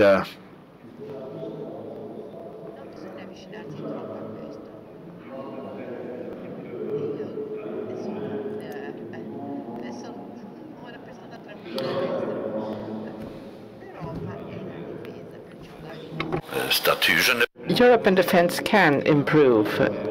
I'm not speaking for the European army. I mean, we should. It's not a question of saying we have to set up a European army. I mean, this is not something that is going to take place anytime soon. But we have to do more for defense. We have to do more for Europe. Europe must have a place in the things to come in the innovational part, and we must do more for social Europe. We have a social dimension in Europe which is important, and a large part of the explanations that we have to bring to the disaffection the Europeans feel for the European Union is due to the fact that the social dimension is underdeveloped, which is the reason why the Commission has now been launching a proposal on setting up a sort of minimum social rights, European rights. We hope on November 17th in Gothenburg to be together with the Swedish government, and I want to greet the Minister of European affairs, and we hope that we'll set up this better setup of the social dimension. And I'd like for all of you, those who wish, to be able to participate. I haven't talked about the White Book and about the 5 scenarios that the Commission has proposed. I won't do it because well, this is just a chat, so to speak, not a real speech. But I would like you to know that it was not an act of courage for the President of the Commission to propose 5 scenarios. I should have proposed only 1 scenario. How much is it? 1 minute I have left? Okay.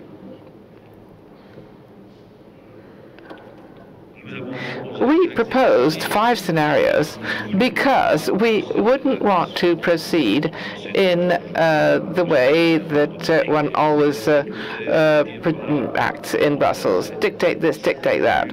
It is no longer the way to act. It's no longer the good method. And I hope that everybody in Europe understands that we have to discuss, compare, propose, summarize, section the different scenarios in order to find the scenario which will be the best one for Europe, which means probably none of the 5 that were mentioned in the White Book, because it's a question of finding the intersections between bits and pieces from here, from one and the other.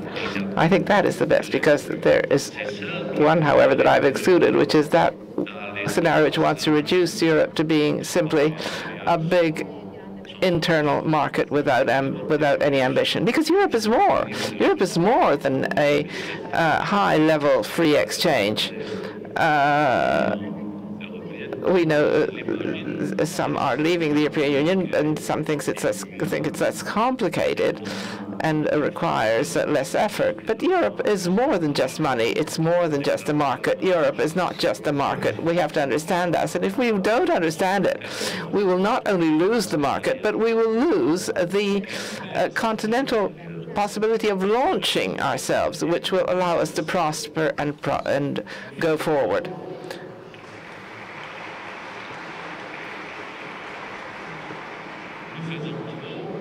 We sometimes do too much, but sometimes do too little. There's not enough solidarity in Europe. The great absentee in Europe is solidarity. And who am I saying this to? In Italy, and I said this in this exact city when I was campaigning in 2014 with the results that you know,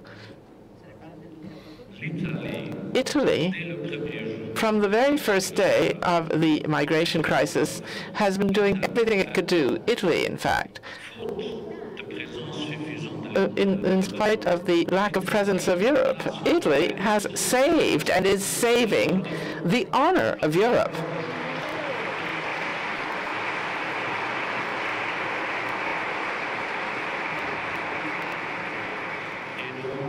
And we have to have more solidarity with Italy and with Greece. They are not responsible for the geographic configuration of Europe. They just happen to be there. Greece and Italy are in this position.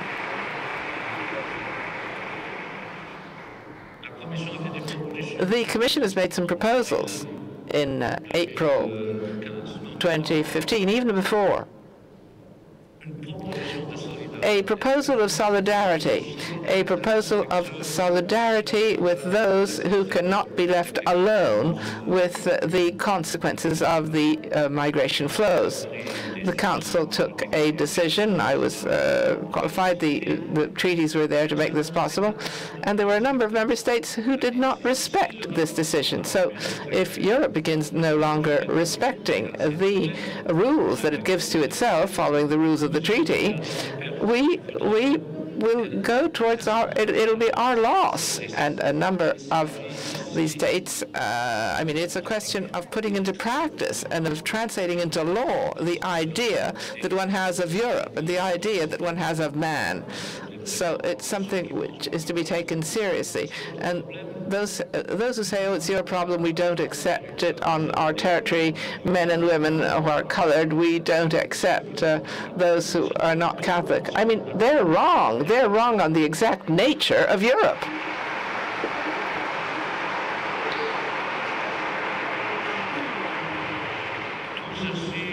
And all of this, dear friends, is not a reason to fall into despair, because Europe does great things, and we try to do great things. We keep trying. We need a lot of patience. We need a lot of determination. And it is thanks to this patience and this determination that we will go forward, and that is how we will bring forward our ambitions. So long live Florence, long live Italy, and long live Europe.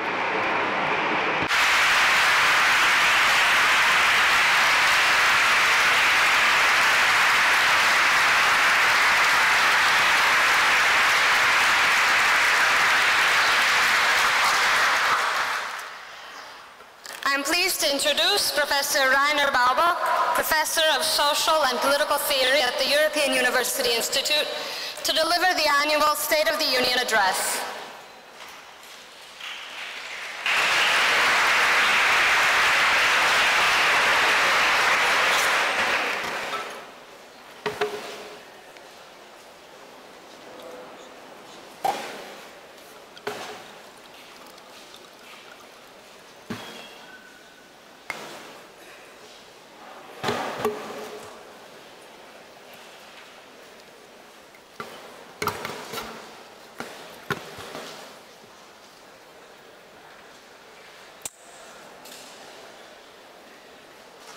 Excellencies, dear colleagues, ladies and gentlemen. 60 years ago, the founders of the European communities spelled out their vision for an ever closer union among the peoples of Europe. This phrase in the Treaty of Rome preamble sent Europe on a twofold mission. Of first, deepening integration without any predefined endpoint, and second, widening membership to include all the peoples of Europe. Looking back, one is tempted to say mission successful rather than mission accomplished. For 6 decades, with some periods of stagnation, the Union has moved forward by extending its legal and integration regimes, growing from 6 to 28 member states. But now it seems that the Union has arrived at a crossroads. For the first time, a member state has voted to leave the Union altogether. And during the last 10 years, the Union has experienced major crises, a polycrisis, as President Juncker has just called it, that have called into question 2 of its greatest achievements, the euro and open borders across the Schengen zone. We do not know yet what the outcome of the sovereign debt crisis, of the refugee crisis, and the Brexit negotiations will be. So far, the Union has managed to endure and to respond to the challenges. But its future is more uncertain than ever. The Commission, whose task is to push for deeper integration, has recently turned to the member states, asking them to say which future they prefer. Carrying on, nothing but the single market, letting those who want more do more, doing less more efficiently, or doing much more together. If we ask which of these 5 scenarios sketched in the white paper on the future of Europe is more likely than the others, then the dynamics of the recent crisis and their preliminary outcomes point towards letting those who want more do more. In the past, this has been called a multi-speed Europe. This view implied optimistically that every member state will eventually arrive at the same finishing line though not all at the same time. The alternative view has instead been called variable geometry or differentiated integration. This is a picture of Europe consisting of broadly overlapping integration regimes on the common currency, on open internal borders, on defense policies, etc., that member states may join if they qualify or opt out if they decide to do so. The map with overlapping circles of integration is not limited by the EU's external borders. The Schengen area, the European Economic Area, and the Customs Union include several non-EU states. If negotiations with the UK produce a soft Brexit, external boundaries between member and associated states could become even more profoundly blurred. This scenario raises two questions. Is it time to give up on the idea of ever closer union and embrace differentiated integration instead, forever? And second, what would remain as the common project in which all and only member states participate? The answer to the first question is not determined by facts. It depends on the political will of the member states. But as observers, we can at least try to guess what that will currently might be. There is a historical theory that transforming a loose confederation into a deeply integrated federation is only possible in times of existential crisis, triggered by internal or external shocks. This is how the Swiss Confederation was born in 1848. This is how the United States came together as a federal union in 1787 and integrated only 100 years later after a devastating civil war. So could a federal Europe be forged from its current troubles? At the height of the euro and refugee crisis, even the European heads of state spoke about existential threats to the Union. And there were plausible arguments that sustaining, for example, a common currency would require a federal mode of fiscal integration.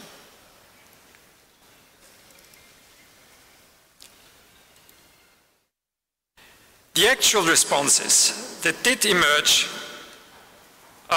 took significant steps towards deeper integration.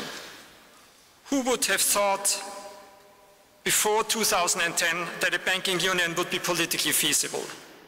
Who could have foreseen before August 2015 that member states would accept a plan to relocate refugees amongst themselves? Defeating predictions that Brexit would divide member states between those advocating a soft or hard divorce, a week ago the European Council did agree unanimously and swiftly on a negotiation strategy. Yet the main lesson that member states have drawn from the crisis is not the need for greater unity. What in fact emerged in the sovereign debt crisis were strongly diverging interests between creditor and debtor states that have created a bitter antagonism between advocates of imposed austerity and of debt relief.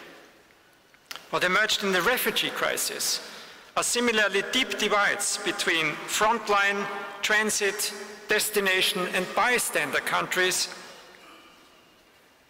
Some member states are overtly not complying with the agreed relocation scheme and have taken unilateral decisions to build border fences and to suspend Schengen through systematic border controls. Brexit seems to have united the remaining member states, but we are only at the beginning of this process, and it will still test the strength of European unity. Overall, the shocks that the Union has suffered recently seem to have deepened diversity rather than strengthened unity. Member states want to belong to the Union on their own terms, without having to participate in integration regimes they disagree with. Differentiated integration is thus, for the time being, the most likely scenario for the future of the Union on which member states can agree. This brings me to the second question. What will the source of unity in the Europe à la carte be? One obvious answer is political union. All the member states, and only these, will be represented in the European Council and Councils of Ministers.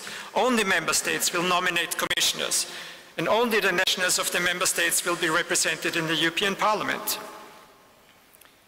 In the political institutions of the Union, member states and citizens are treated as equals in the making of European laws that bind them equally.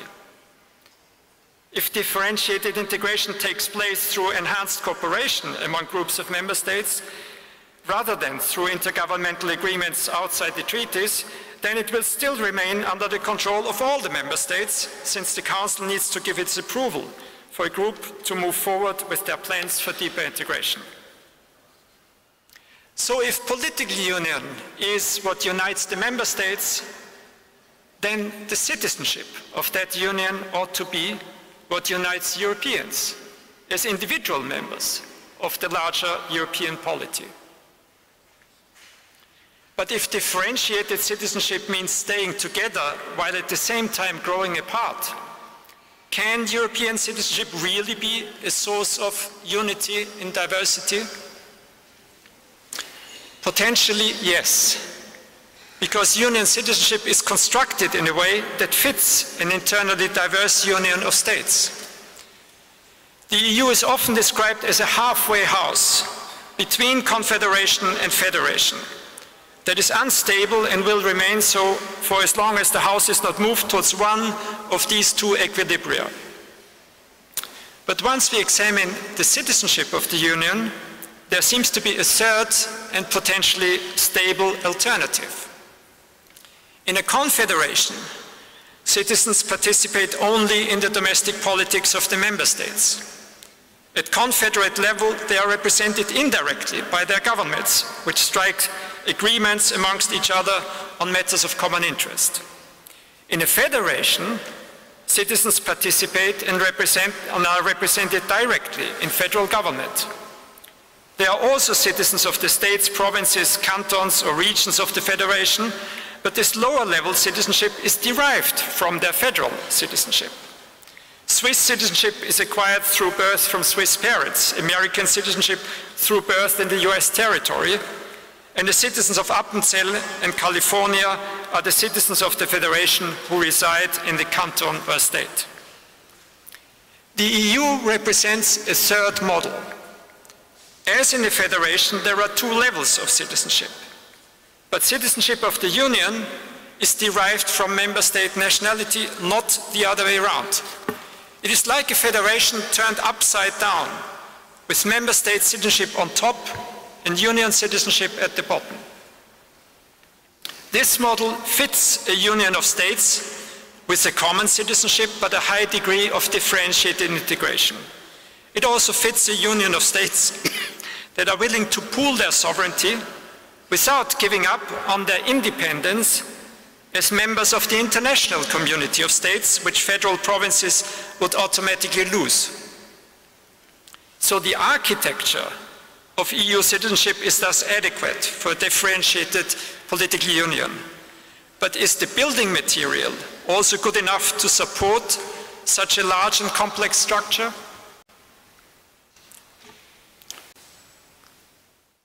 EU citizenship comes with two major sets of rights: the right to vote in local and EP elections, and the right of free movement and non-discrimination on grounds of nationality. Free movement alone would not have justified introducing the concept of European citizenship into the Maastricht Treaty. After all, free movement within the state territory is a human right, not a special privilege of citizens. And free movement between states, such as between the UK and Ireland or between the Nordic states before they joined the Union, is a matter of reciprocity that does not require a common citizenship either. On the other hand, European citizens see their freedom to take up residence and work in other member states as the most important right guaranteed to them by the Union. In the latest Eurobarometer, peace among the member states and the free movement of people, goods and services within the EU were ranked equally by a majority of 56% as the two most important achievements, far ahead of the other responses. When freedom of movement, first for workers and eventually for citizens, was written into the treaties, the hope was that this would make Europeans more mobile and that mobility would make them more European. To some extent, this hope has been realized. Mobility between EU member states is still low, but it has been boosted by Eastern enlargement. Sociologists Ettore Recchi and Justina Salomonska argue that we should not only look at the 4% of citizens who currently reside in another member state. What matters instead are the numbers of those who have exercised their free movement rights at some time over the course of their lives and who are connected to family and friends in other member states on a daily basis. If we add all forms of mobility, the numbers become quite significant. But they still do not add up to large majorities of the population. Moreover, instead of uniting Europeans, free movement has become politically divisive. Some member states fear that it erodes their national welfare systems. This fear was among the most important motives for voting leave in the Brexit referendum. Free movement rights will not turn those who are immobile into Europeans.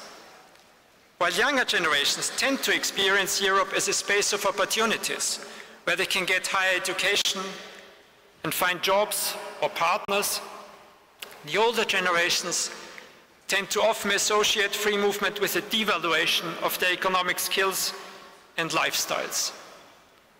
Mobility is therefore not only an opportunity. The expectation of having to be mobile can be a heavy burden that breeds resentment among those who feel literally left behind. The social cleavage between mobile and immobile Europeans feeds into a change in the political landscape. There is a new divide in political attitudes between those supporting openness and those demanding closure, and it cuts across the traditional divide between left and right. My colleague Hans-Peter Grisi calls it the globalization cleavage. This diagram shows how citizens position themselves on the left-right axis and their support for European unification in the 28 member states in 2014.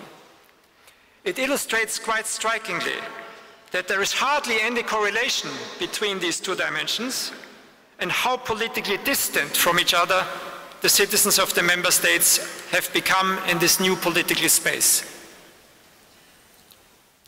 So what could be done to turn EU citizenship from a privilege of mobile Europeans into a common bond that strengthens unity in diversity, both within and across member states? Curtailing freedom of movement would be the wrong answer. It would harm economic recovery and growth. It would weaken the strongest element of EU citizenship and unleash a centrifugal dynamic towards a much looser confederation. Free movement needs to be made compatible with the variety of European welfare regimes. However, social protection will not become more sustainable in a protectionist Europe with closed national labour markets. Instead of hollowing out the core of current EU citizenship, we need to add stuff to it that has more unifying power than mobility rights. I will discuss three such elements. The first is a European social citizenship. In his 2015 State of the Union speech, President Juncker proposed a European pillar of social rights, and he has just emphasized this again in his speech right now. Last week, the Commission presented its recommendation and proposal for a joint declaration with the Council and Parliament. The question is, will the social pillar be built to support deeper integration within the Eurozone, or will it become an element of European citizenship in all member states? In an accompanying reflection paper, the Commission outlines three scenarios: limiting the social dimension to free movement, enhanced cooperation on social protection within the euro area, and deepening the social dimension for the EU 27. The latter two options need not be alternatives. There are many social policies that require a level of cooperation that is not available among all EU member states. A social citizenship dimension would, however, focus on individual rights and levels of protection that apply universally. President Juncker's initial proposal included minimum wages and minimum income, which seem to have been dropped now. If such standards were developed for the Eurozone members only, they might be set at a slightly higher level. But it is likely that fears about social dumping through free movement rights for citizens from the other EU states would then become even stronger. A second suggestion concerns a particular weakness of EU citizenship: its exclusive emphasis on rights and lack of individual duties. EU citizenship remains a halfway house in this respect. For example, citizenship duties to contribute to the financing of European institutions and policies are indirect, as they would be in a confederation. Citizens pay taxes to national governments, which pay contributions to the European budget. Such an asymmetry of rights and duties is not implied in the basic architecture of Union citizenship and is counterproductive for European integration. A duty-free citizenship does not support a sense of solidarity, and it makes citizens less keen to hold governments accountable. It is well known that corruption and autocracy are more likely where governments do not tax their citizens because they can rely on the revenues from natural resources. In the EU, indirect taxation has a different effect. It increases the distance between citizens and European institutions so that they see them only through the distorting lenses of domestic politics in their own member state. Direct taxation could give EU citizens a sense of direct ownership in the EU institutions and provide incentives for the formation of pan-European parties. I'm fully aware that an EU income tax would require a treaty change that is hardly feasible under current conditions. However, flaws in the construction of EU citizenship should be diagnosed even if the cure is not immediately available. My third proposal for enhancing European citizenship concerns democracy. EU citizenship means not only free movement, but also the fundamental freedom that comes with democracy. The quality of democracy in Europe is today better than in other parts of the world, and this is so because of European enlargement and integration. We should regard this as a major achievement alongside peace, prosperity, open borders and mobility.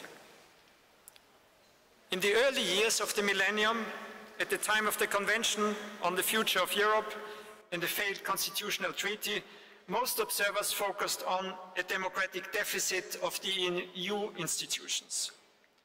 These institutions were seen to be insufficiently representative of citizens and accountable to them. The European Parliament has since gained strong co-decision powers, but this has not enhanced its legitimacy in the eyes of European citizens, as the steadily decreasing turnout in elections shows. Reconsidering and reforming the division of powers between European institutions remains an important task and challenge. But we must not forget that in a union of states, the primary level of citizenship is that of the member states. The value of EU citizenship depends on the quality of democracy in the member states. Larry Diamond, the founding editor of the Journal of Democracy, has recently diagnosed a global democratic recession.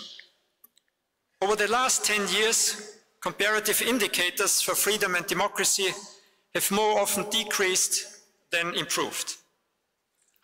Today, new threats to democracy also emerge in the EU member states. The main threat comes from the rise of populist parties and populist ideologies that are also embraced by centrist parties in an attempt to stem the tide that erodes their electoral support. Contemporary European populists speak the language of democracy. They talk about giving control back to the people, and they want to win power in democratic elections. But their vision of democracy is the antithesis to unity in diversity. For them, the people has a single identity and common will represented by the populist leader and party. Those who do not fit or oppose the populist project are outsiders and do not belong to the true people. Where nationalist populists gain power or win majorities in plebiscites, they potentially disintegrate the Union in two ways: by shrinking it or by hollowing it out. Brexit illustrates the danger of shrinking, while the decline of democracy in several Central European states conjures up the danger of a hollowing out. A populist victory in one of the founding states would combine both threats and might sound the death knell for the Union. Hungary has recently been downgraded by Freedom House to the status of a semi-consolidated democracy. On this index, as well on independently calculated others, freedom and democracy have declined most dramatically in Hungary and Poland. The Commission and Parliament understand the danger and have reacted strongly to attacks on the independent judiciary in Poland and to the Hungarian government's plebiscites against refugees, its Stop Brussels campaign, its higher education law that aims to close down Central European University, and its plans to emulate Vladimir Putin's crackdown on civil society organizations that receive foreign funding. The EU has legal instruments to sanction a member state whose government violates fundamental European values. The suspension of voting rights in the Council, according to Article 7 of the Lisbon Treaty, which has never been used so far, and the infringement procedure, which was launched last week against the new Hungarian higher education law. In June last year, the Commission also took the unusual step of issuing an opinion on the rule of law in Poland. There are two problems with these instruments. First, populists in power can be quite skillful in avoiding overt breaches of EU law while still achieving their political goals. They can shape the political discourse, pass apparently neutral legislation that effectively attacks independent institutions, or stage plebiscites that provide governments with a popular mandate for authoritarian policies. Second, the populist calculus already factors in political reactions and legal sanctions by EU institutions. Being attacked in this way helps populists to pose as victims and as defenders of national sovereignty, to mobilize their supporters and to attack their domestic opponents for lining up with the external enemy. These are not reasons for EU institutions to remain inactive and silent, but rather for broadening the response to authoritarian populism by mobilizing European citizens. Recent elections in Austria, the Netherlands and France have been largely fought over European integration and the threat of populist takeover. They have been lost by populists, not least because new movements emerged that bypassed established parties and practiced their European citizenship by campaigning for the EU. Who would have imagined that European integration could inspire so many people across Europe to take to the streets? Let me sum up and conclude. Unity in diversity is a motto that does not only apply to the European Union. It applies to each of its member states since it expresses a quintessential democratic idea. Modern societies are diverse because their members have different interests, ideas, and identities.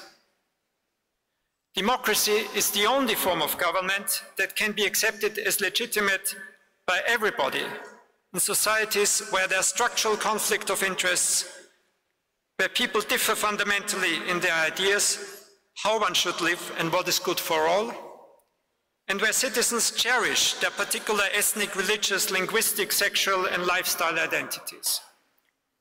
All European societies are diverse in all three respects. That is the basic truth that populists deny. They claim to speak on behalf of their people in the singular, a people that is united in its interests, will and identity, and that is represented by the populist party or leader. But what is the alternative view?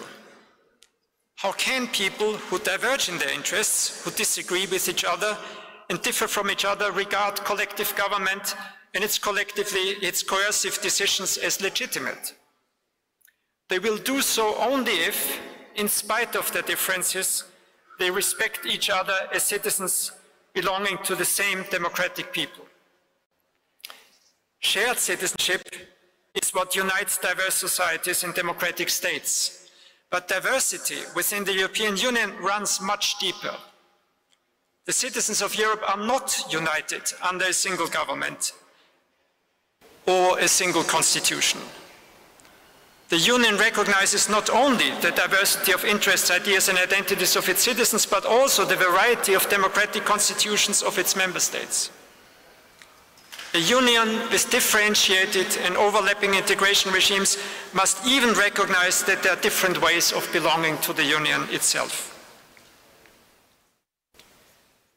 Maintaining unity in spite of such deep diversity cannot be achieved through a citizenship that has so little weight that it can be easily carried across borders, but that has so little substance that those who stay put do not feel it. In order to keep an internally differentiated Union united, European citizenship needs to be enriched with a social dimension and substantive duties. And in order to protect the Union against the risk of further shrinking or hollowing out through populist victories, European citizenship needs to include a democratic quality guarantee for every citizen in every member state. Diversity is the lifeblood of democracy, and unity is its goal, not its starting point.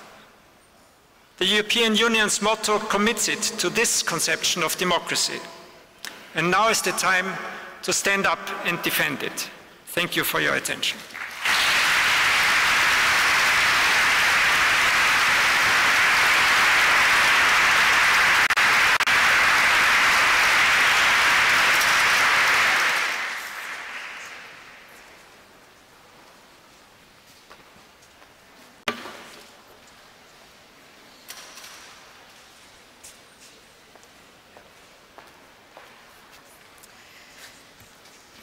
We will now begin the session, the European Union at 60.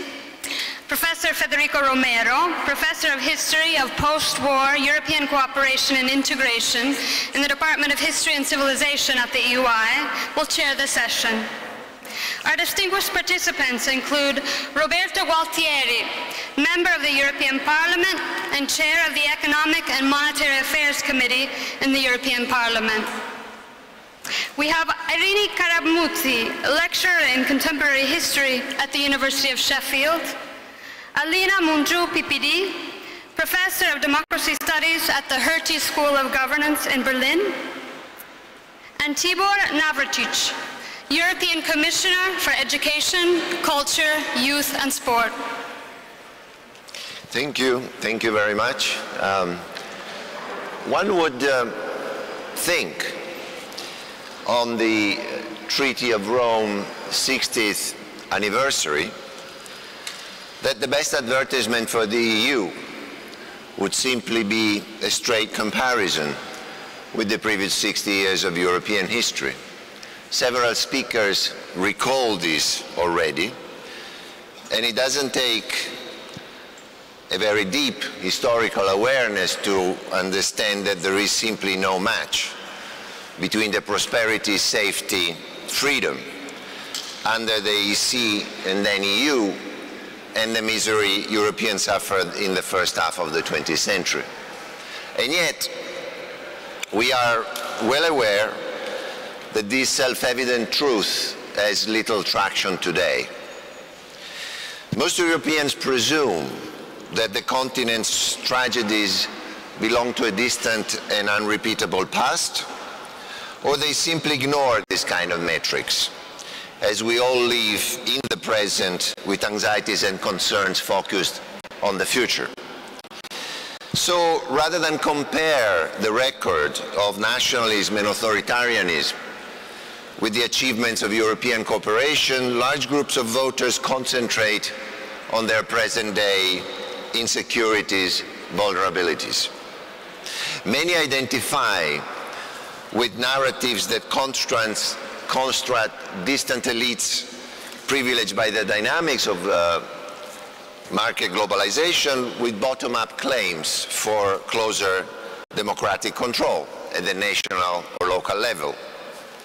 Not a few seem even prepared to ditch the liberal universe of rights and institutional safeguards and to embrace nativist exclusionary notions of society with scapegoat groups variously identified by race, religion, status.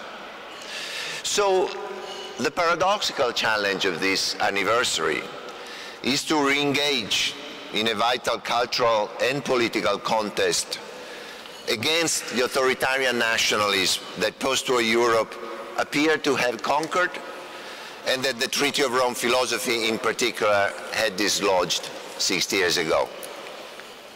It is a sad, but perhaps also salutary reminder that progress is never linear, much less granted once and for all. It is also a call to reconsider not only what the European Community, European Union did right, but what it failed to do, and the ways in which it nurtured the frustrated discontent that now challenges it. This is a reassessment that could embrace many fields, from economics to law, from foreign policy to social issues, and I'm sure our guest speakers will touch upon various sides of the visions, achievement, and unfulfilled promises of the European Community, European Union long history. So let's start from the origins and consider first the ways in which the European Community, European Union has fulfilled or did not fulfill the key goals set at its foundation. Roberto. Thank you, Federico. Thank you to you for the invitation. Undoubtedly, if we start with the first phase, let's call it the community phase up to Maastricht, of course there are a number of sub-phases, but to be simple, we can say that it has indeed really strongly delivered in terms of the goals that were set in the basic documents of the treaties, prosperity, peace, democracy. How and why?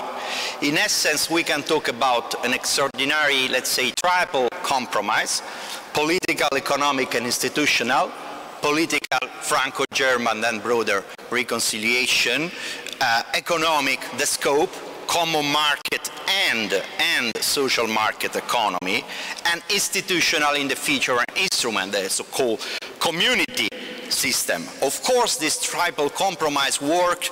If we want to understand why it worked, we have to put it in a broader context, which is bipolarism, the cooperative hegemony of the US, including and in particular in the economic and monetary field with the Bretton Woods system and its gradual phasing in, but the originality of the European construction and the political will and bond that which was behind it have been decisive for its capacity to deliver.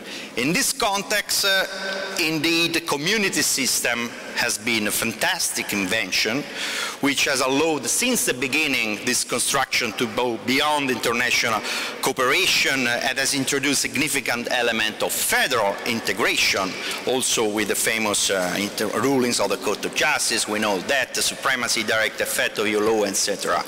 But what is important, the point I would like to make is this integration by law should not be seen, in my opinion, in a tension, necessarily in a contradiction with the capacity that European integration had in the first phase to contribute to the development of a welfare state of social market economy. I owe to Philippe Van Pieris a reference to the very, very interesting essay of Frederick von Hayek of 1939, The Economic Conditions of Interstate Federalism, where his prediction was that good integration of sovereign nation states that would gradually reduce the possibility of transfer within the member state, but would make very difficult the transfer among member states. So very good, that would destroy capacity of state to regulate the economy or to burden it with an expensive welfare state. I have to say that the first phase proved to be quite the contrary, because this integration by law, common market integration have been instrumental for recasting and developing the social market economy, not simply in a distribution of tasks. The common market create growth and a nation state redistributed, but I would say in a more complex and sophisticated interaction of national and European policies and instruments. So I would say that the very strong connection that one can read in the Rome Treaty first pages between common market and four freedoms is not just a rhetorical concession, it is a fundamental feature of the European construction. Then we know from the 70s and then after Maastricht, this positive connection has entered into tension. And then we will try to see whether this means that the, let's say, Hayek prediction was right or that it is not right, as I think. Thank you.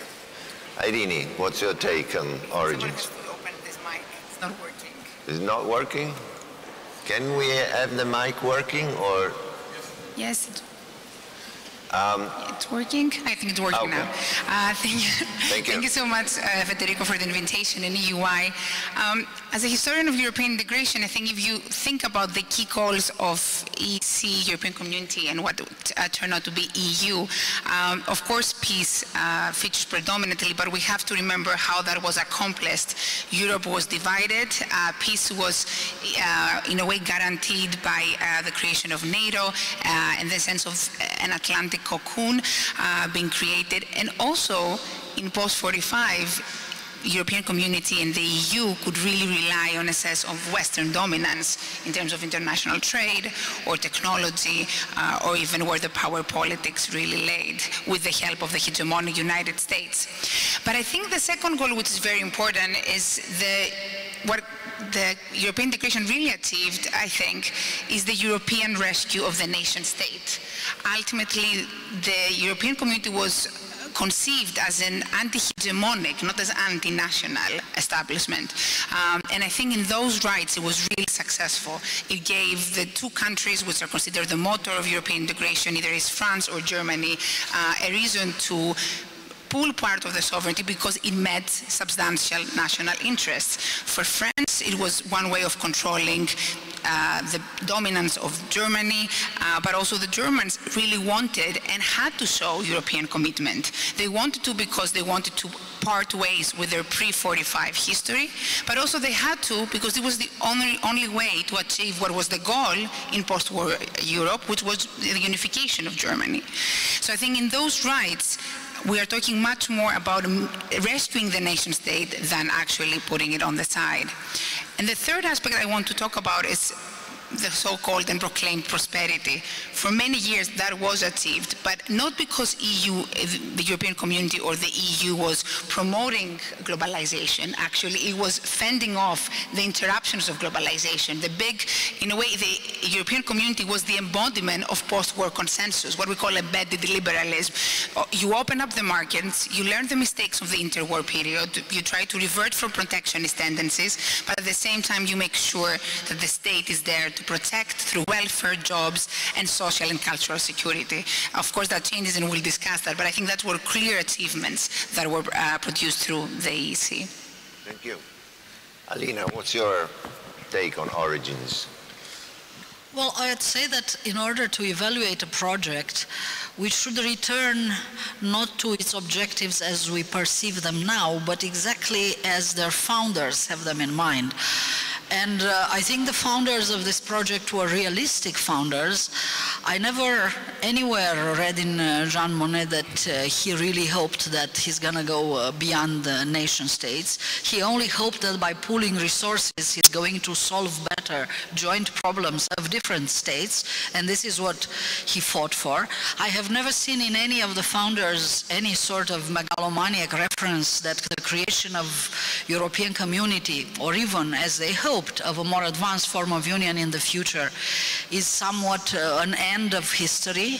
No, they were simply creating a pragmatic instrument to cope with history better.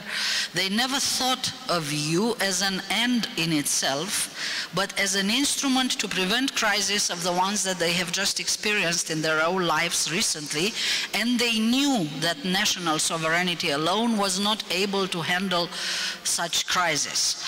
And I think they were rather successful in this modest endeavor, which turned out not to be that modest, into really avoiding quite a significant number of continental and intracontinental conflicts that are now forgotten, and in the process in creating an international, not only European, but an international regimes of norms, of protecting the weak, of protecting minorities, of protecting the women, which, to be honest, I consider a greater realization of Europe and what Europe stands for in the world than even our market realizations. For this, we should have to do counterfactuals with countries which were similar in culture and were not part of our common market, to look how, I don't know, Australia or New Zealand have done in similar times, and I don't think they've done badly. But what we have achieved and is unique, and this is why I was fairly upset when I heard Mrs. May saying that the first thing that she wants to drop is the European Convention of Human Rights. And you must have a truly British human rights law and not a universal one. Because if countries which actually invented human rights and managed to universalize it denounce it in their way, what are we going to tell Mr. Putin? What are we going to tell, I don't know, what other dictator in a poor country of the world? So I think that this regime of standards, rule of law, respect, and treating, offering protection to the weak, it's our proudest achievement, and this is why, you know, whatever happened afterwards, I also felt quite proud of Mrs. Merkel on her stand during the refugees, whatever happened the next day. Thank you very much. Commissioner Navracic. I think it was differentiating various levels of the original goals, because there are obviously strategic goals in the Rome Treaty, the ever closer union, for instance, peace, prosperity, and there are policy goals, the single market project or the common agricultural policy. And I think if we evaluate the progress we've been made so far, it's a huge success in strategic goals in certain aspects. For instance, the emancipatory role of the European integration as a huge success. The enlargements, for instance, which is a very strong contributor to the stabilization of the continent, the political and economic stabilization of the continent. The southern enlargement, the eastern enlargement is really a very, very important historical fact. On the other hand, we are now facing some of the backlashes of the implementation of policy goals, the single market project, the euro crisis, the crisis in agricultural policy, which can be led back to my original problem of the European project. Because if we broaden the lifespan of the European idea, and we are not concentrating exclusively on the 60 years which we've been living since the Rome Treaty, there is a neglected aspect of the European integration, that's the cultural aspect. Culture in a broader terms, which involves education, sport, all the community issues, I would say. And if we go back to Coudenhove-Kalergi, for instance, or for Robert Schuman, they knew that without culture, without a community based on culture, the European integration has no real chances for survival. And I think in these days, we're just facing those problems and those aspects which are rooted in the lack of a larger community in culture. I'm not talking about federalization of culture or education or sports policies. I'm talking about a very flexible, opening up a flexible area of cultural interactions, bringing closer European cultural traditions, diverse traditions, and a better understanding of our diversity. I think that's the point where the European integration has failed so far, but we have to correct it. Thank you very much. Now, 60 years is not a short period of time. A lot of things have changed. And of course, the European Community Union has, to a certain extent, adapted to these transformations and promoted transformation of its own. So the question comes, if the original, in a way, mission and nature of the EC has changed substantially along the way, is the EU of today a different animal from its origins or not? Roberto. Partially it is, and clearly the decisive turning point is Maastricht. Behind Maastricht there are basically two events. Bretton Woods system collapse and end of cooperative hegemony of the US, and then from 89 to 91, end of bipolarism, German unification. The first event made the euro needed, the second made it both necessary and possible. So with Maastricht, while there was a process in parallel overlapping of moving ahead the common market to single market, Schengen, enlargement. But then with Maastricht on top of that, we have also the extension of the European integration to areas which are at the heart of national sovereignty, the currency, economic policy, and then we have foreign policy, liberty, justice, security.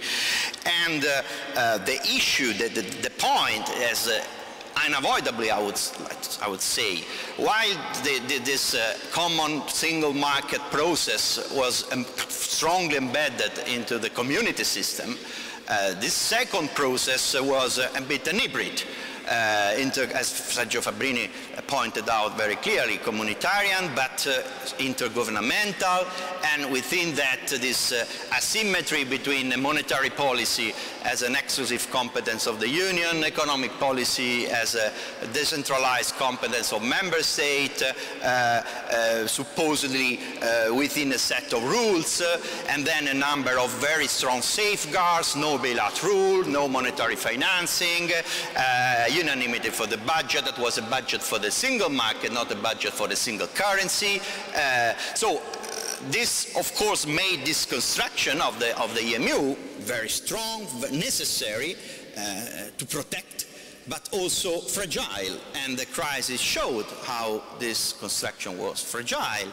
But then, I have to say, notwithstanding these weaknesses and also a lot of political mistakes, the crisis has shown also a significant resilience and flexibility of the European construction. So we found legal basis to provide financial assistance, so not truly no bailout, but bailout with conditionality, monetary financing, whatever it takes from the ECB. So a number of, and then toughening of financial regulation, the banking union. So a number of measures that made the construction sufficiently resilient, not to collapse, but still not sufficiently strong to perfectly function, and to deny the Hayek prediction, because that's what's happened in these years, that some say no, that he was right. Actually, this is in contradiction with social market economy, with the welfare state. This construction cannot provide a sufficient level of of transfers, basically, that allow our social model to survive in the globalized world. Here, I mean, one part of the problem is more about policies than about institutions. We should not forget that. Within this institutional set, different policies are possible, and the shift from the previous Commission to this Commission is showing that. This Commission far more wiser, it's called flexibility. We can be less pro-cyclical, so less tough on national budget and so on. But then there is also an issue of construction, and this is probably for the third round, what we need for the future to prove that Van Eyck is wrong. Thank you. Irene, you're a scholar of enlargement, so the community grew but changed as well, or? Yeah, the community definitely grew, but its mission also changed, and I think that's what's interesting when we forget about enlargement. The major goal in the founding members was about peace and prosperity. There was no mention of democracy. It was not even considered as a notion when Schuman and Monnet were coming up with the plans.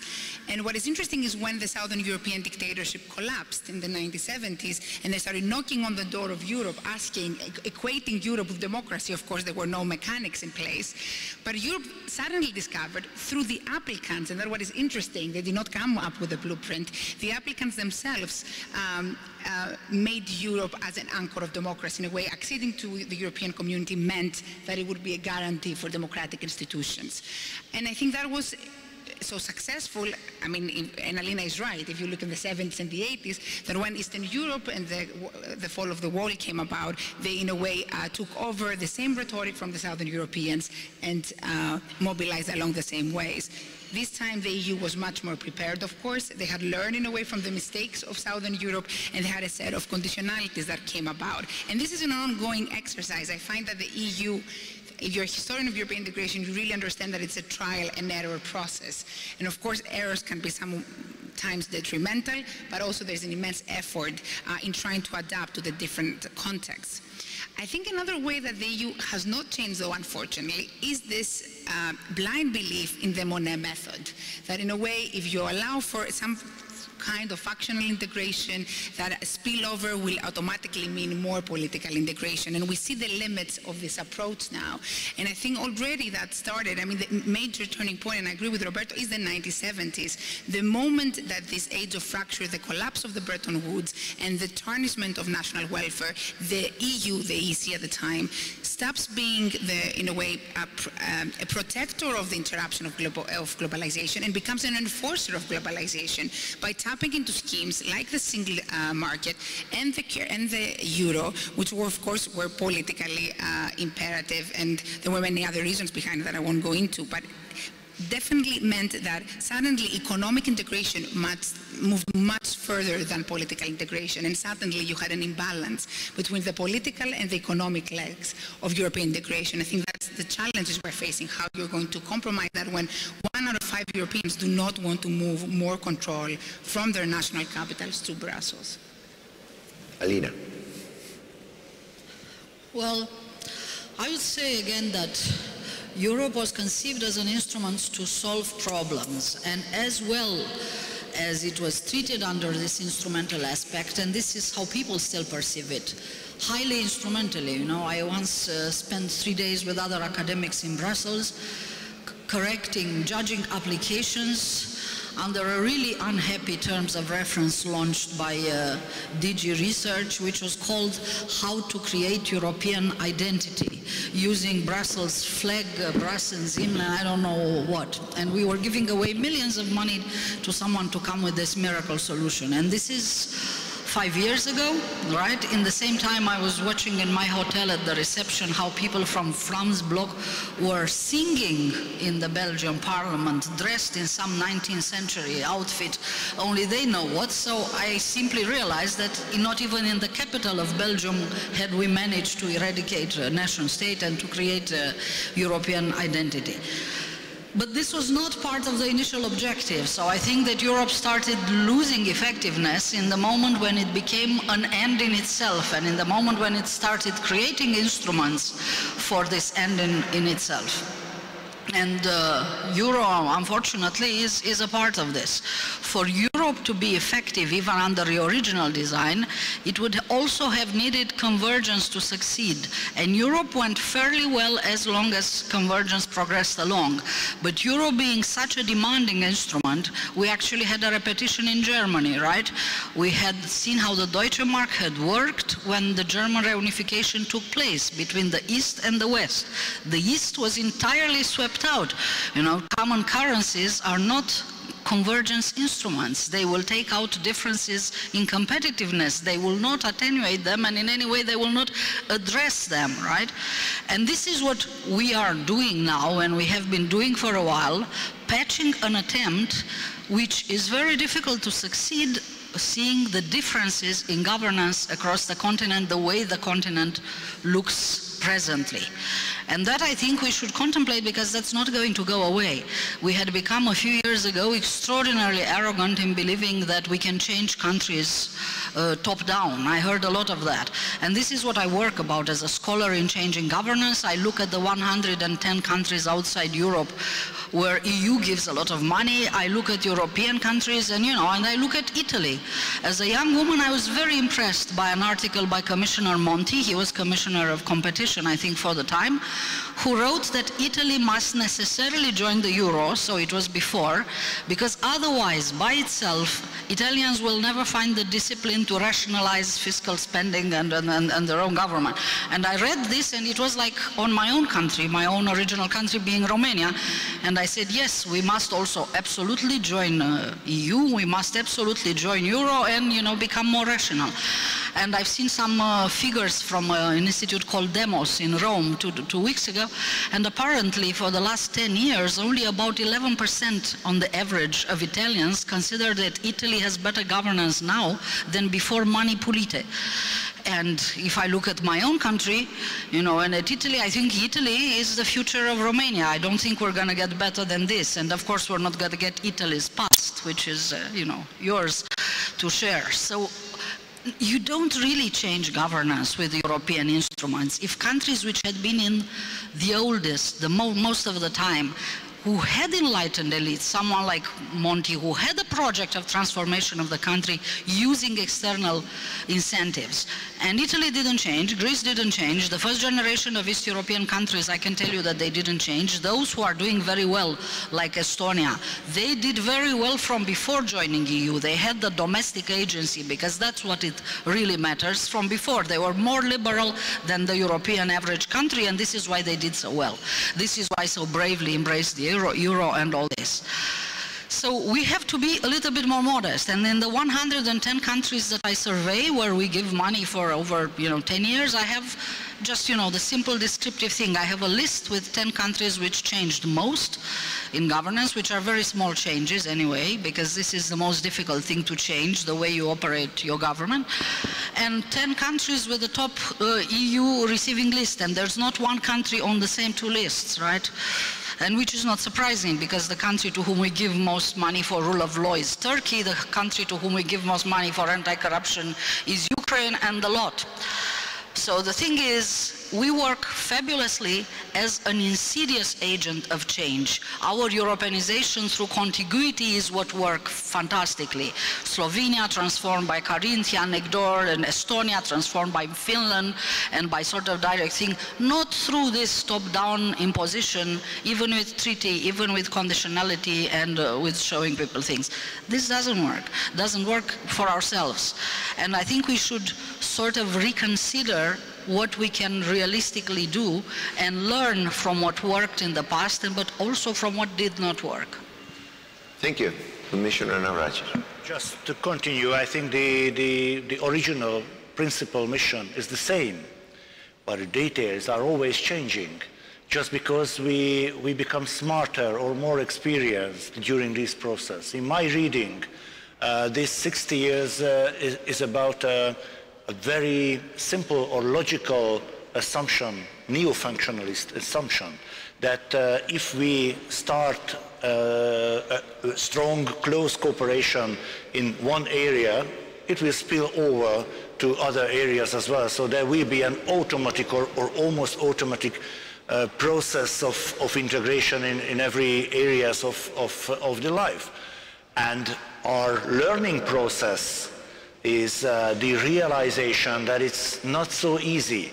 We have to launch auxiliary projects to underpin the original mission. I think the first shock was the politics of empty chairs in the mid-60s, that national interest couldn't be superseded so easily. The other one is the Eurosclerosis period in the late 70s, and then the restart of the 80s. Just imagine, the 80s gave us not only the Single European Act, not only for the project of social Europe, not only the single market project, but also the European Capital of Cultures, the Erasmus. Those are very important projects which were launched in the 80s. And the enlargements, again, a very important revelation that geographically, if we want to have successful in economic integration, we have to broaden the geographical appeal. We have to make an economically stable continent. So I think the fundamental mission is the same, but we've been enriched by the experiences and by all the assumptions which made the original mission very complex, and we have to face now the consequences of that complexity. Thank you. Well, I would like to move at this point to our current problems and hear what you think of the resources that its own history gave to the EU in order to respond with effectiveness to the challenges emerging from both the transformations within European society and transformations in the global context. Do we have the resources, intellectual, institutional, political, to face up to these challenges, and in which ways? Again, Roberto. The challenge is very complex, very difficult. I think we do have the resources. First, we have a very strong underlying political bond, which has been weakened, put into tension. We know the political dynamic in member states, but still is a source of strength that should never be underestimated. And so many predictions I read on Financial Times, okay, if in 1 week Europe does not do this, will be no more euro area, no more. So this is not true, because at the end, too late, always, but it emerged, this element. So this is a resource. And we have a mechanism, a construction in the economic area, because I have not much time, that can have inside some element of flexibility and can also evolve in a way which not necessarily require the federal leap, the full-fledged treaty change, the full-fledged fiscal union, and so on, which we know is something that is not realistic in the short term, even if for me remains a goal in a medium-long term. So we have a possibility to have an incremental, for instance, completion of the economic monetary union in the framework also on a correction on the main driver of economic policy, which have occurred also partially these years. And this happened also thanks to a dynamic which is an internal dynamic of the Lisbon framework, a political one. This commission has been the first political commission. We had the Spitzencandidate. We have a new process of negotiation between European political families for the program of the commission, and some political groups said, okay, we want Juncker because he won, but if you want our vote, you need to put flexibility, an investment plan, policies for migration, and then all compromises, everything a bit imperfect, but we have Werner Hoyer here. Juncker plan is working, is not enough, is not sufficient, but is working. Flexibility is providing a more balanced, a less pro-cyclical fiscal policy, and we are performing not so bad currently now. Last data show that. Of course, this is insufficient, and the problem is how we move forward with using the means that we have. So what I would say is we can have we as a parliament contributed to this. I see Mercedes Bresso was one of the rapporteurs. We defined a roadmap which is realistic, is ambitious but realistic. We can have a convergence code to incentive economic policy convergence between member states with a kind of Maastricht criteria, and distinguish between the goal and the mean. The mean is for national politics, the goal is decided at the European level, and as a trade-off, building up within the EU budget, so differentiated integration but within the structure of the community of the union law, a fiscal capacity that can provide some shock absorption function, can provide an unemployment benefit scheme, then we can integrate the ESM within the union framework. So we are not so far from a construction we can be more solid, more sound, more capacity to able to reconcile economic policy convergence, good fiscal policy, and also capacity to provide social and territorial cohesion, which are the three things that should be interconnected, that have been interconnected in the first phase via a different distribution of tasks between a union and member state, but now I think can be reconnected also currently with the instrument we have. Of course, the main driver, the fundamental driver, is the political dimension.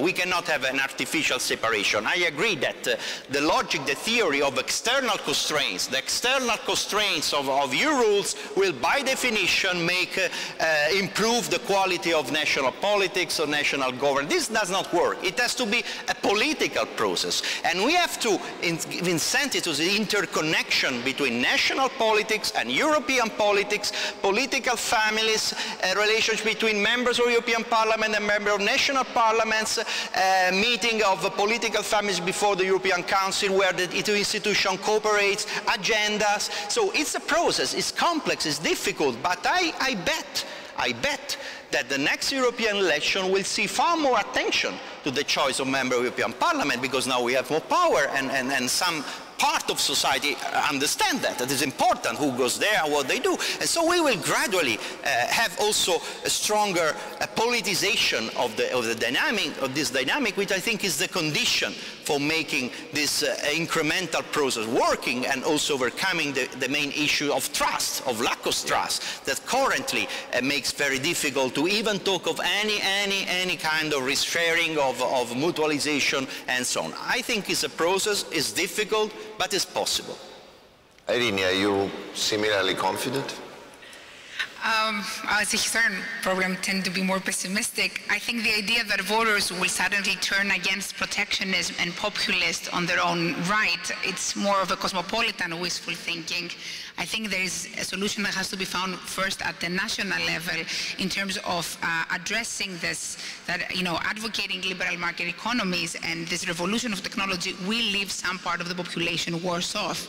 And the question is how you're going to turn this economic efficiency into a benefit for those people who are feeling the disruptions of this double kind of liberalism, whether it's social or economic. But the process of European integration, if we want to be as Elena said, pragmatic, it has been really slow process. That has been realistically the scenario, which means that we cannot predict what path it will take, because most of the relaunches or sclerosis were actually a result of a myriad of factors at national level, interacting with international forces as well. So I think kind of thinking about the political contingency gives you a better framework on how you can think about the next day than federal theology, or what is worse, this Eurosceptic version of Brussels-based solutions.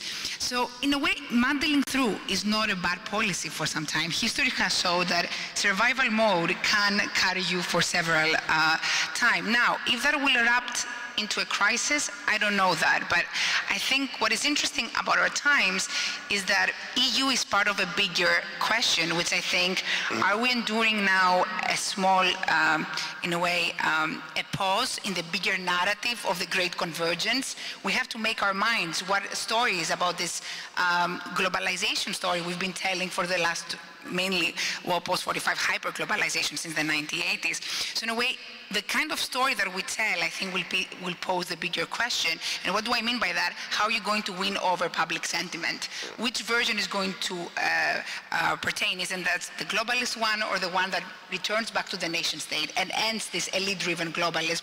I think that would be much more important.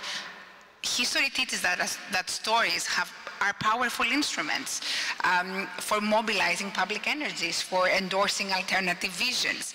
Therefore, the message has to be changed, but also the messenger has to change. It cannot just be the technocratic elite. That was sufficient enough while we were remembering the Second World War, and there was a Cold War to fight. We live in a post-war period where there's no such exigence, or the people do not feel related to this kind of stories. So the messenger also has to be much more active citizenship. Of course, this is another story I'm telling. It's much more complicated. It needs institutional, political, and social resolve, but also an acceptance of the primacy of the nation state. That doesn't mean a nationalistic fervor, but actually reallocating where the power of source should be emanating. Thank you. Alina.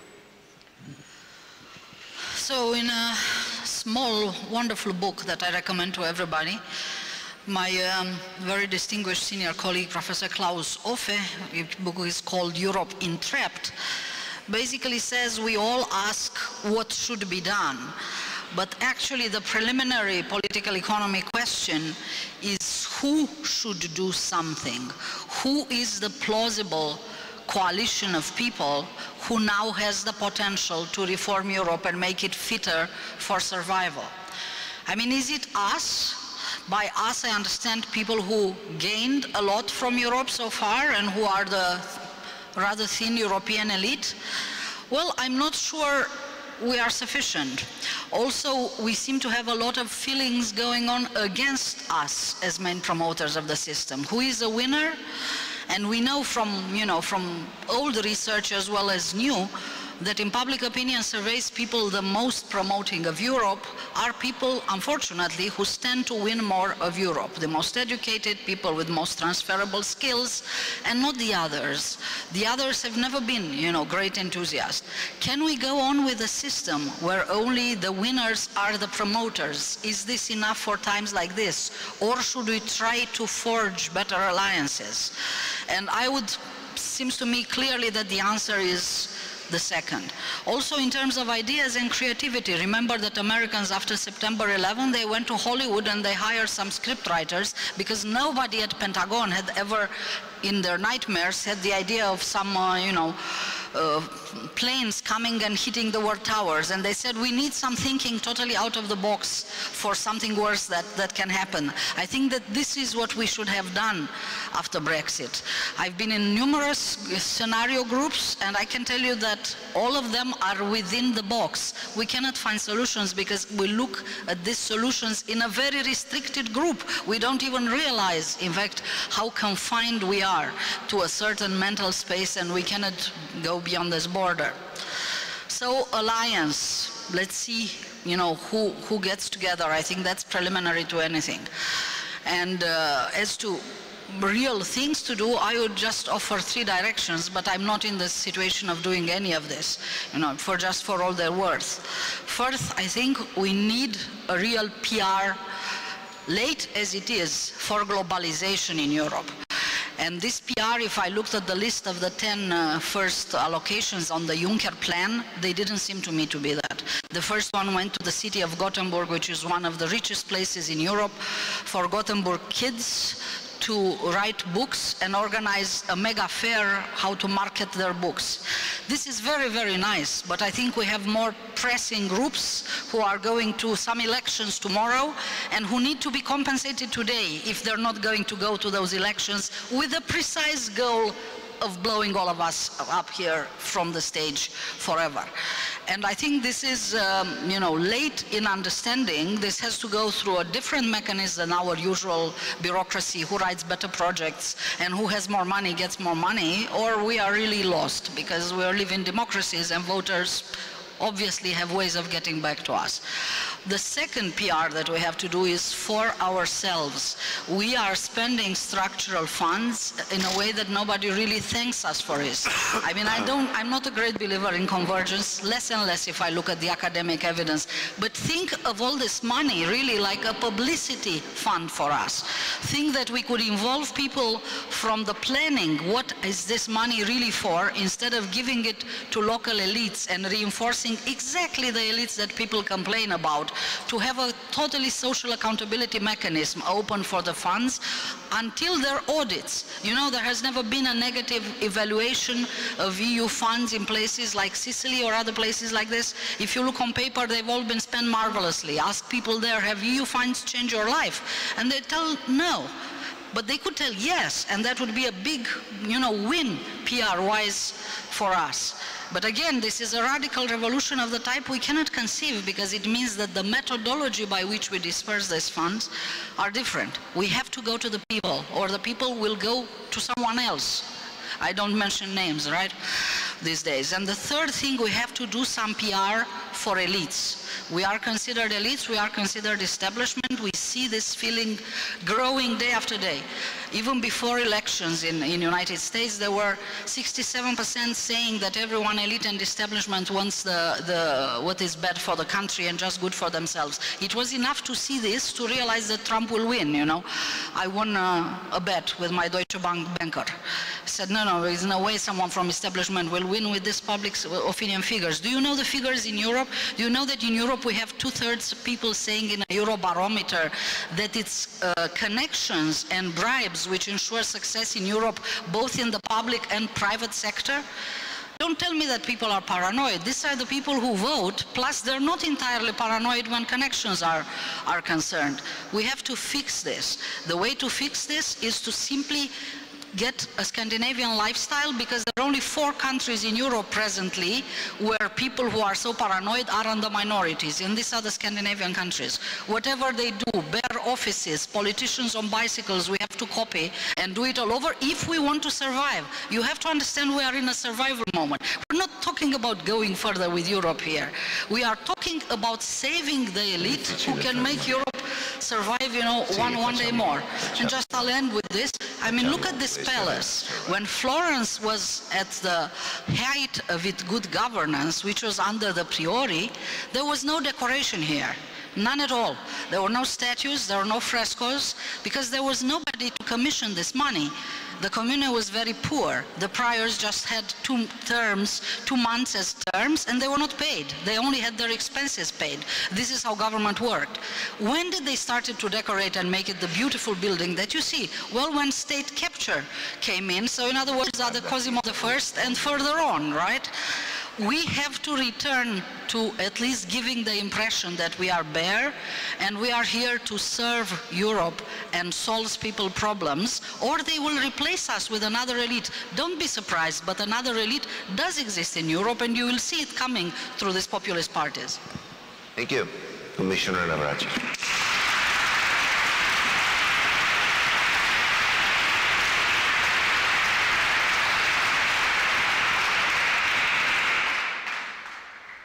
I think we definitely have all the resources for keeping the world leading role of Europe. And I break it down in 3 factors. First, we have to empower or re-empower local communities and communities. The European integration, the tactical side of the European integration is very much a top-down process. It's about markets, it's about legislation, regulations. We have to empower local communities, regional communities, to make the European Union a community of communities. Because all the advantages and all the positive impacts of the previous European economic development and civilization came from the local level. The local inventions, the local traditions, local cultures made Europe big, and that's why I think we have to empower again local and regional communities.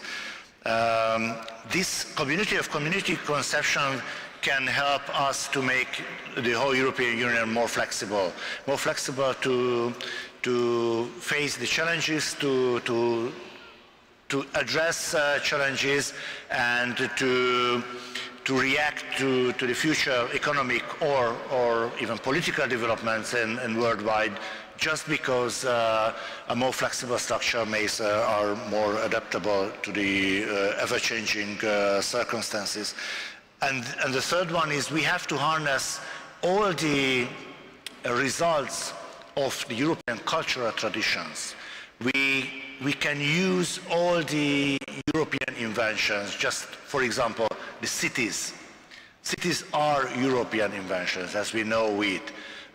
Universities and free thinking are the components of the European civilization, and that make us and our predecessors able to address those challenges in their time, and it made they made Europe a big power at that time. So I think if we want to see Europe again in a leading role, we have to rediscover the importance of universities, of cities, the European civilization, and free thinking, and that's the way we can reform European economies as well. Thank you. Thank you very much. I think we are now ready to open to the floor for questions and comments to be addressed to individual speakers or to the panel as such, and we will have about 15 minutes for this, and then the panelists will have a final say. Is anybody there who wants to step forward? I see a gentleman there. I hardly see it though, because...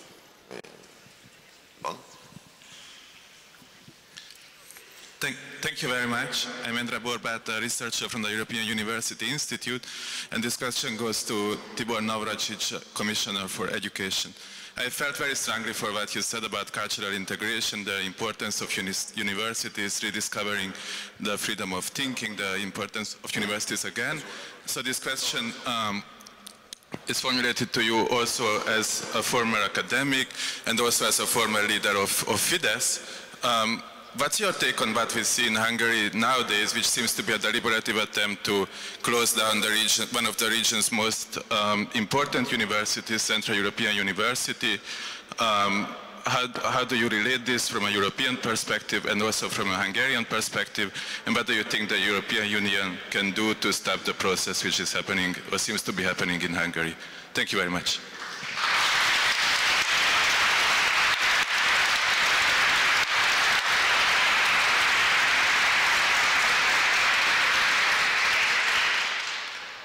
You want to respond right away? Yeah. Yes, sure. You might met my reactions in the affair of the Central European University. I announced several times that I think the Central European University is one of the main assets of the European higher education area. I think it's very important to keep the Central European University alive. Actually, the European Commission launched an infringement procedure against Hungary in the CEU affair, and we have to wait for the results of the negotiations. Thank you. Good. Anybody else there? Where? Okay, next. Sorry, this slide's here.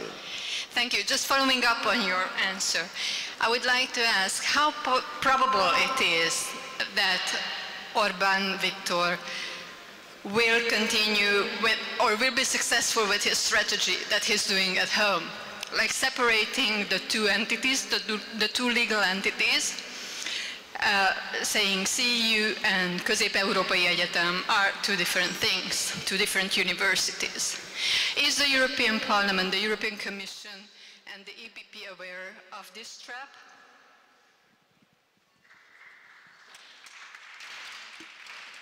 Well, I can speak only on behalf of the European Commission because I'm the member of the European Commission. I cannot speak on behalf of the European Parliament. You have to ask the representatives of the European Parliament. The European Commission made an investigation in the legislation, in the Hungarian legislation, in several aspects.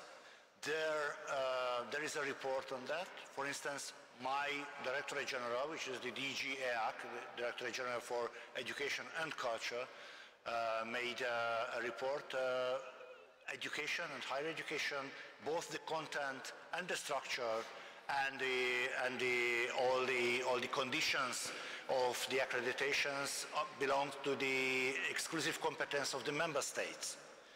But the European Commission could launch an infringement procedure on the freedom of services and the free movement of workers on those principles. So now we are launching and we are making that infringement procedures. We have to wait for the official end of the procedure. Other political statements is for the European Parliament, for the EPP. Thank you. Sure, Roberto.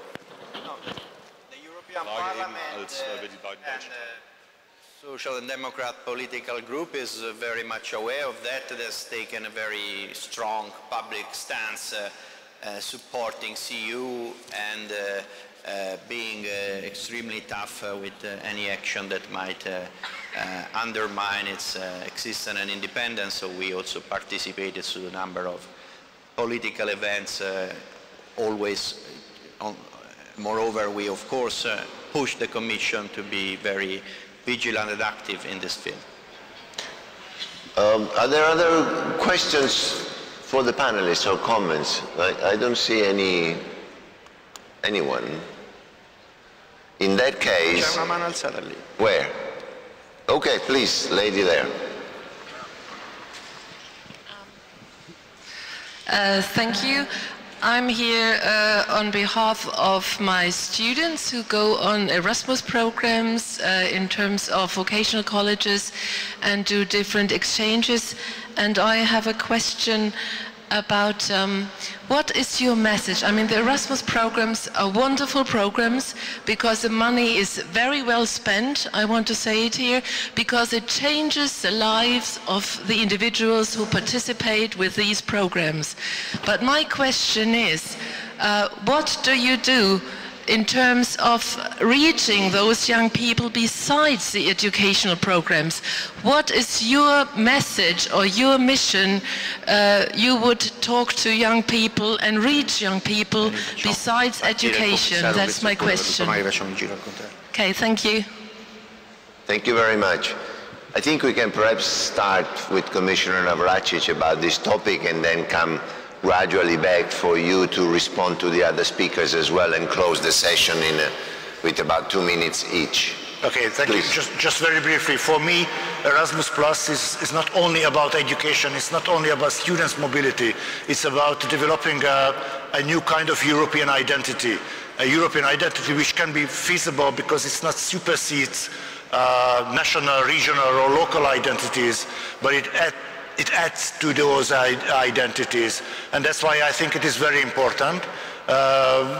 We are negotiating with the member states for the next multi-annual financial framework, and we have very good feedbacks that the member states will support our ambitions to raise the level of financing of Erasmus Plus, to make it socially more inclusive and of course more easily accessible for those people who at the moment can't afford to take part in Erasmus Plus, just because I think that's a strategic policy area of the European integration. If you want to have success in economic growth, in employment policy, in all other areas, we have to invest in education, in bringing people closer to each other and making them mobile, and that's Erasmus Plus for me.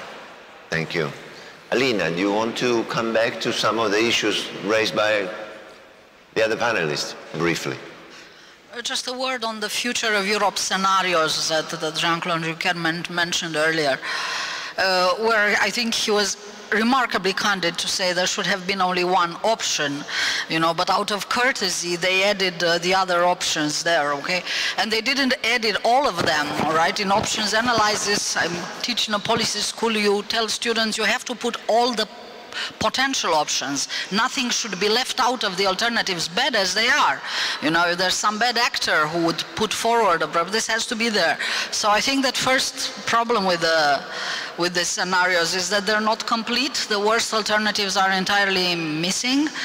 The second is, what is actually the problem that we're going to solve? If the problem is a survival game, as I mentioned earlier, then he's absolutely right. The one scenario that he believes is plausible, but it's a survival scenario. It is not a scenario which will solve our earlier ambitions, like all these Mediterranean and Eastern European areas that we roughly contributed to their destabilization, while trying, in fact, to promote the European normative principles in our neighborhood.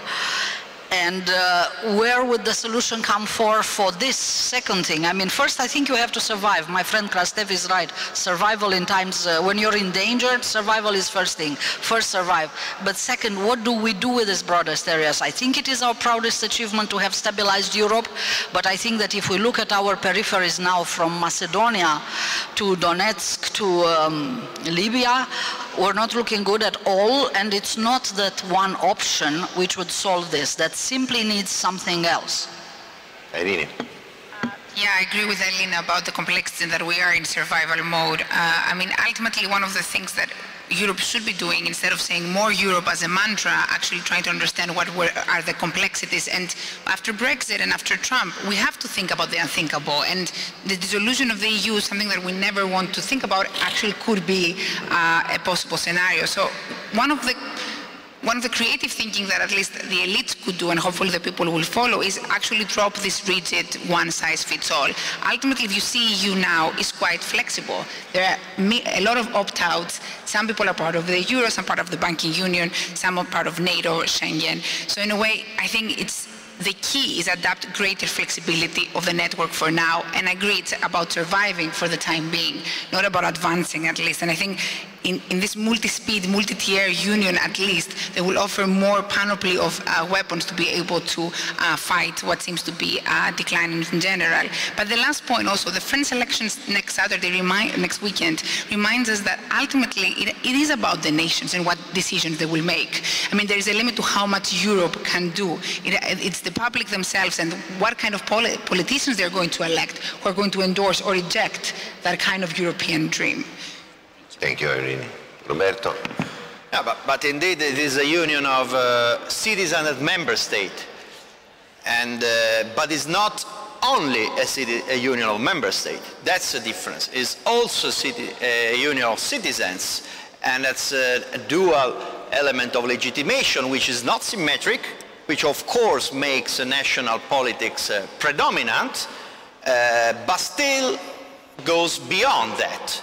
And as the philosopher used to say, Minerva's house flies at dusk. So maybe it would be up for the future historian to really assess what kind of sovereignty, what kind of construction we are. We are not able to do that fully, but I don't think that is just national politics with a bound of a single market as some construction that is not working very well. It's something beyond that, something complex, something which of course has to be based by the building up of a strong European civil society, and then Erasmus is a crucial, a fundamental, is really a landmark, but cannot be only for the cosmopolitan side of our citizenship. This is a fundamental instrument, but I don't think that all the union citizens, young, will be someone who's going at the university. So this is not just, Europe cannot just be for this sector of society, even it has to grow, it has to become always more important. So it's something more deeper.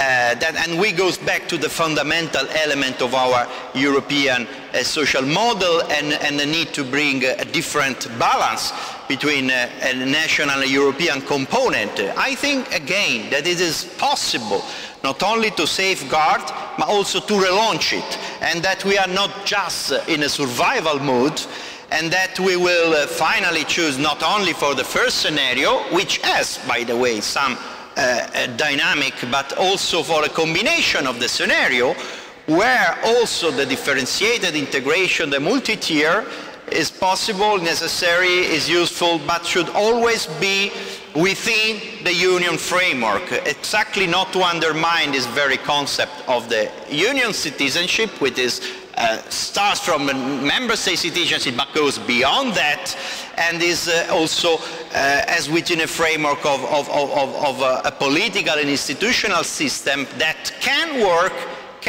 especially after Brexit, with some element of differentiation within it, but has to be kept as a fundamental framework, of which, of course, member state will always remain fundamental, but it will be build a different balance, which I think what is already happening. And again, probably a future historian will see it more clearly. So it's really a fascinating task, incredible times, difficult challenges, big risks, but also I think the future is of Europe and its integration.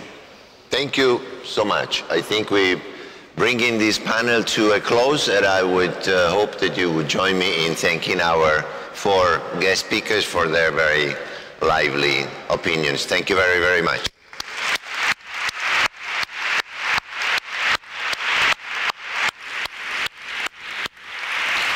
Okay, we can remove our...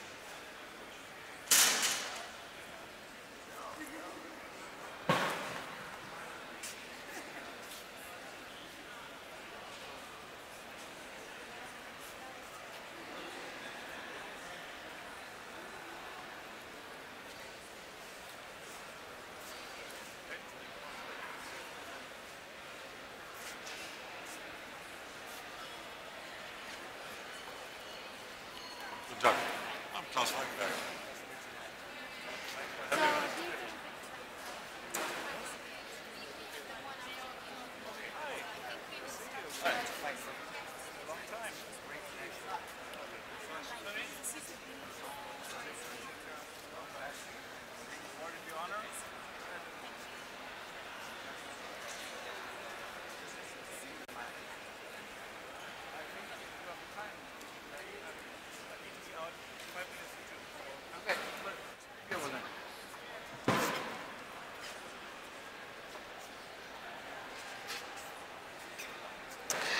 Just a moment while we prepare the stage for the next session.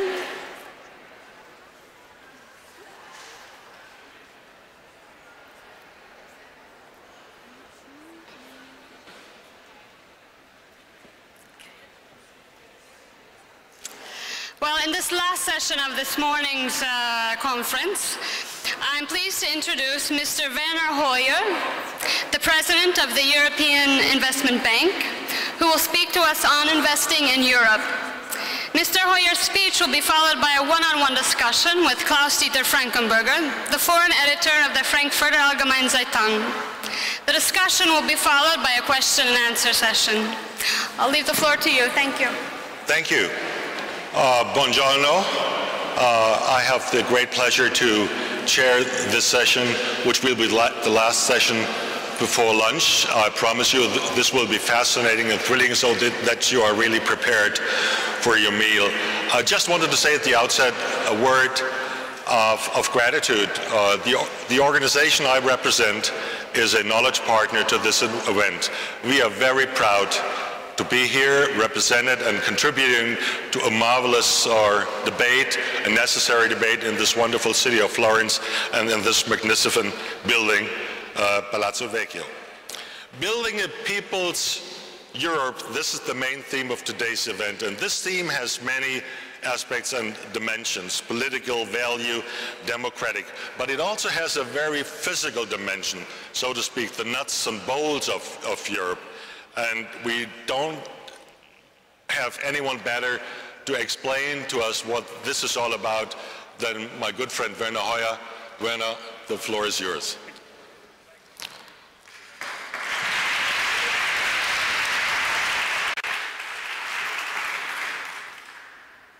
Thank you very much, Klaus-Dieter. Ladies and gentlemen, Excellencies, it's a great privilege and honor for me to be here and to discuss with you, or to participate in this debate about the State of the Union.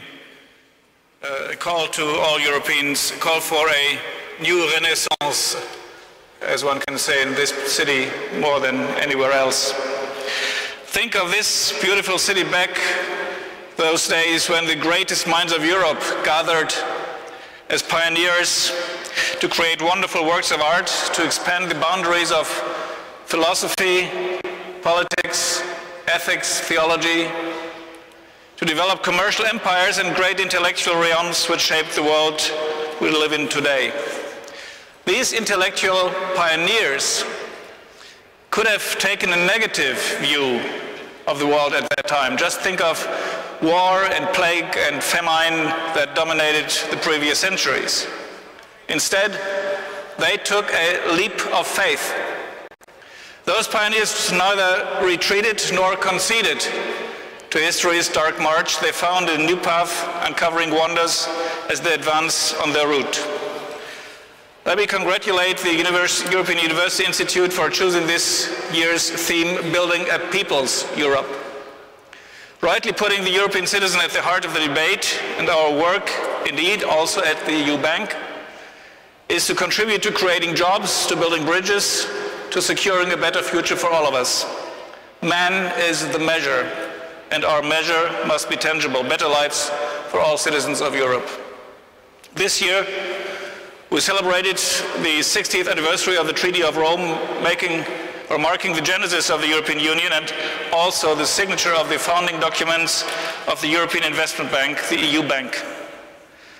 Let us reflect on the tremendous achievements of European integration, and I will only mention a few because Jean-Claude Juncker did it so perfectly well this morning already.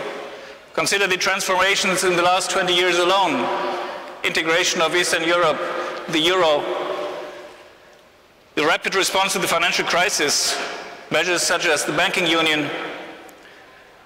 And Europe, the European Union, lives in peace, secures stability, and ensures astonishing freedoms. Just think of the freedom of movement we are all enjoying today. 1.7 million of our citizens are commuting from one country to another every day, and hundreds of millions travel easily for business or pleasure across borders which confined us for centuries. We do also see challenges we are facing in Europe, yet challenges go hand in hand with opportunities, and we must look for solutions, look forward, and advance relentlessly.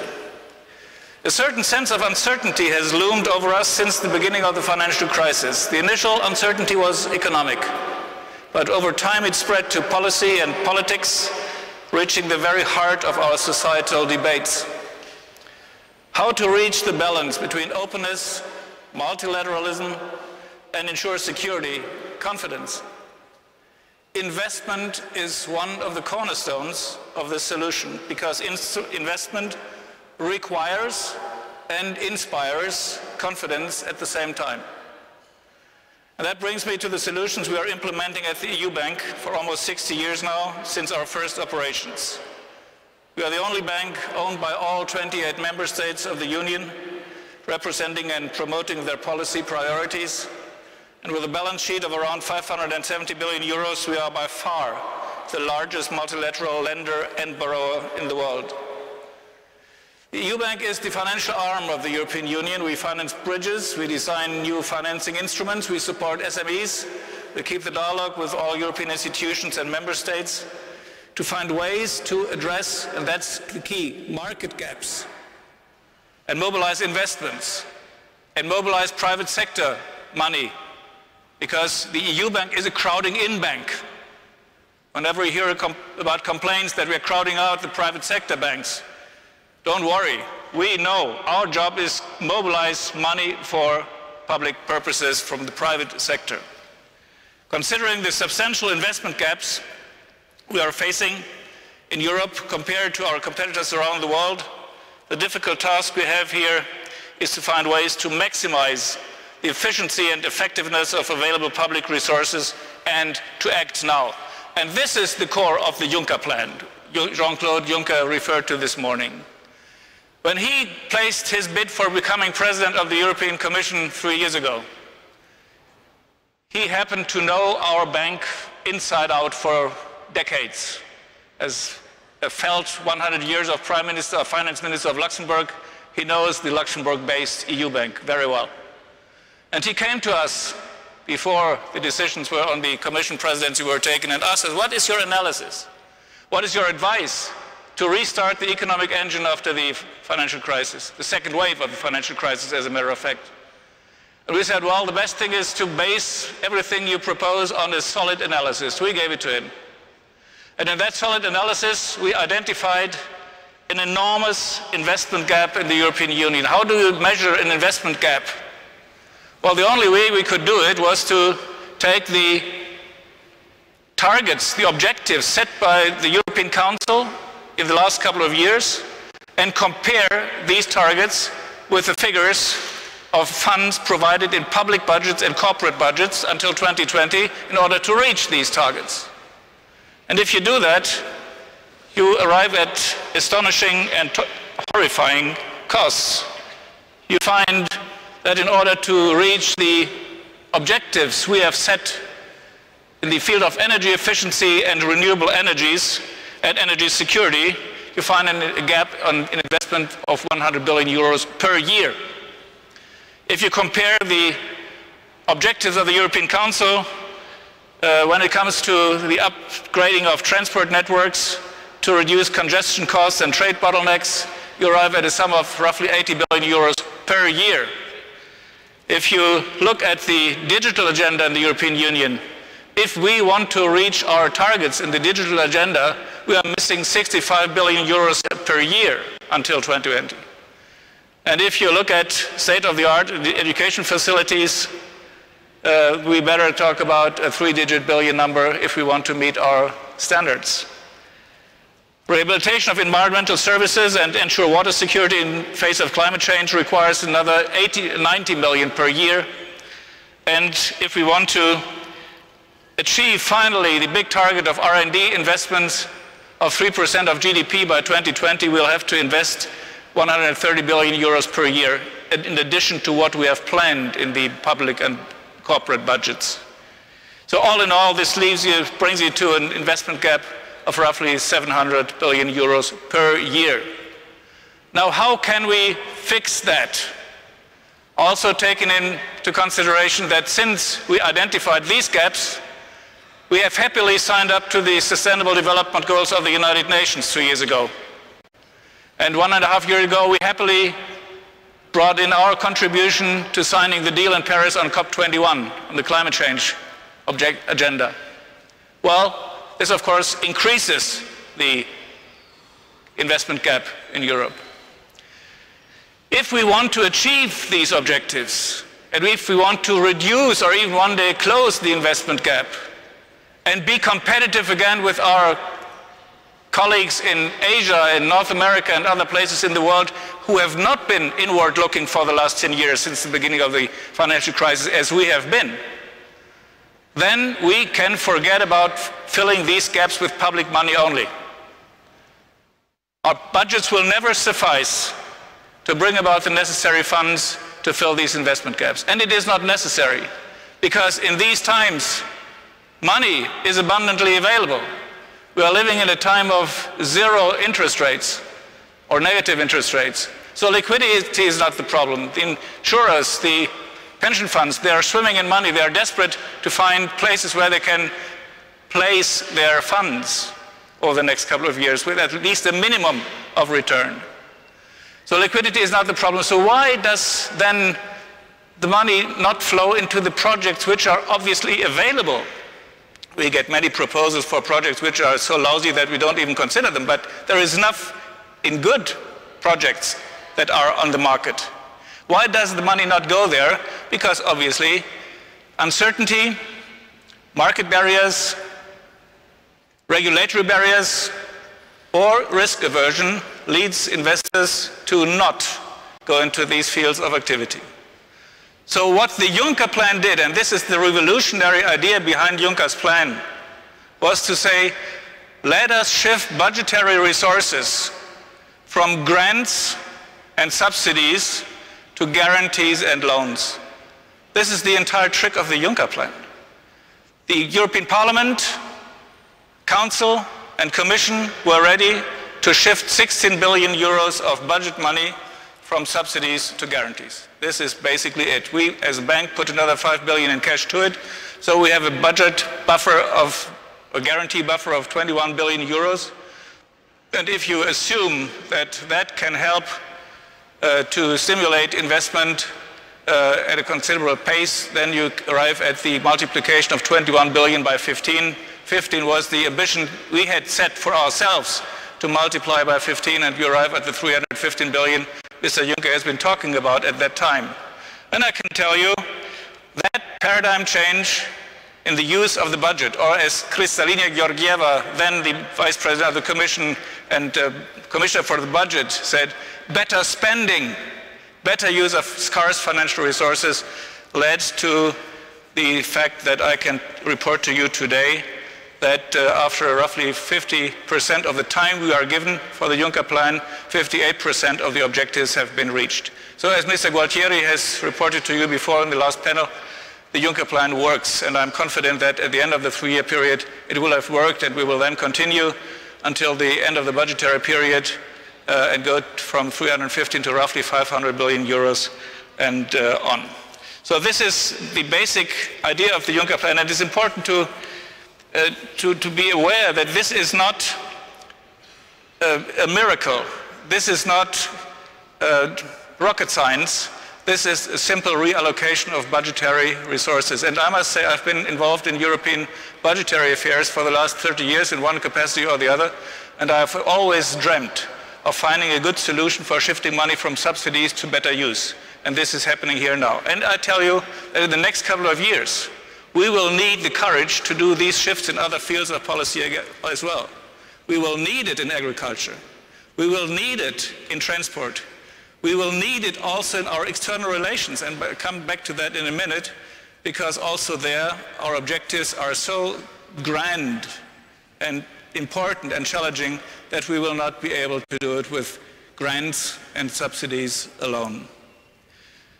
Ladies and gentlemen, the areas where the bank is active are, of course, very widespread. I will not go into each and every detail, but it goes without saying that innovation, research, development, and education is at the core of the matter, in particular when it comes to the interests of the citizens.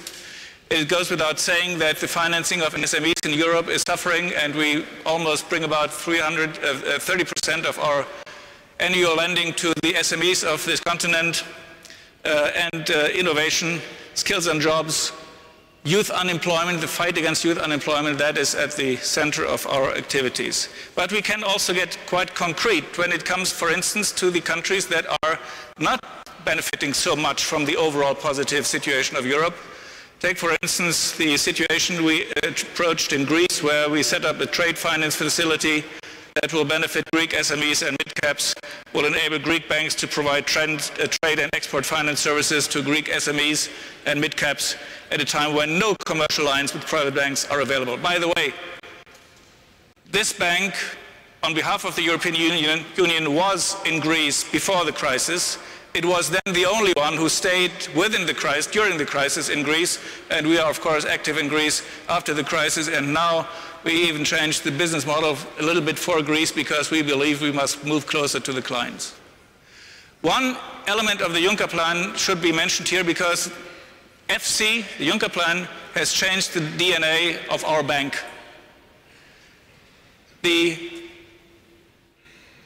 important thing is that with the Juncker plan, we were able to do two things. On the one hand, increase the riskier lending of the bank from roughly 4 to 5 billion euros per year to 20 to 25 billion euros a year. This is significant. There are projects where you can say, okay, they could have been financed before the Juncker plan as well. Yes, but overall only up to a maximum of 5 billion euros. Now we're going to a maximum of 25 billion euros. That's a quantitative and qualitative difference. And second thing, and that needs to be kept in mind, 2/3 of the companies we work with in the context of the Juncker plan are new clients to the bank. So the bank has reached out to a completely new clientele with the Juncker plan, and that is something I consider a success. You have probably heard that there are critical points. Additionality is one of them, which I just mentioned. The other one is a question of regional distribution. But to be honest, there I think we should be quite open-minded and see where most of the money has gone. Most of the money with the Juncker plan has gone per capita, of course, gone to the countries of Eastern, Central and Southeastern Europe, and that is exactly where it was needed most. Ladies and gentlemen, let me, before I need to conclude, unfortunately, say one word about activities outside the European Union, because we are in the country that has borne the brunt of migration for many years, when people in the rest of Europe have closed the eyes before the challenge of migration in Europe. And Jean-Claude Juncker referred to this morning very eloquently. Ladies and gentlemen, our political leaders have now found out that we will not serve the interests of the European Union by overlooking the challenges outside the European Union. And also there, when it comes to the root causes of migration, for instance, the question of investment will be necessary.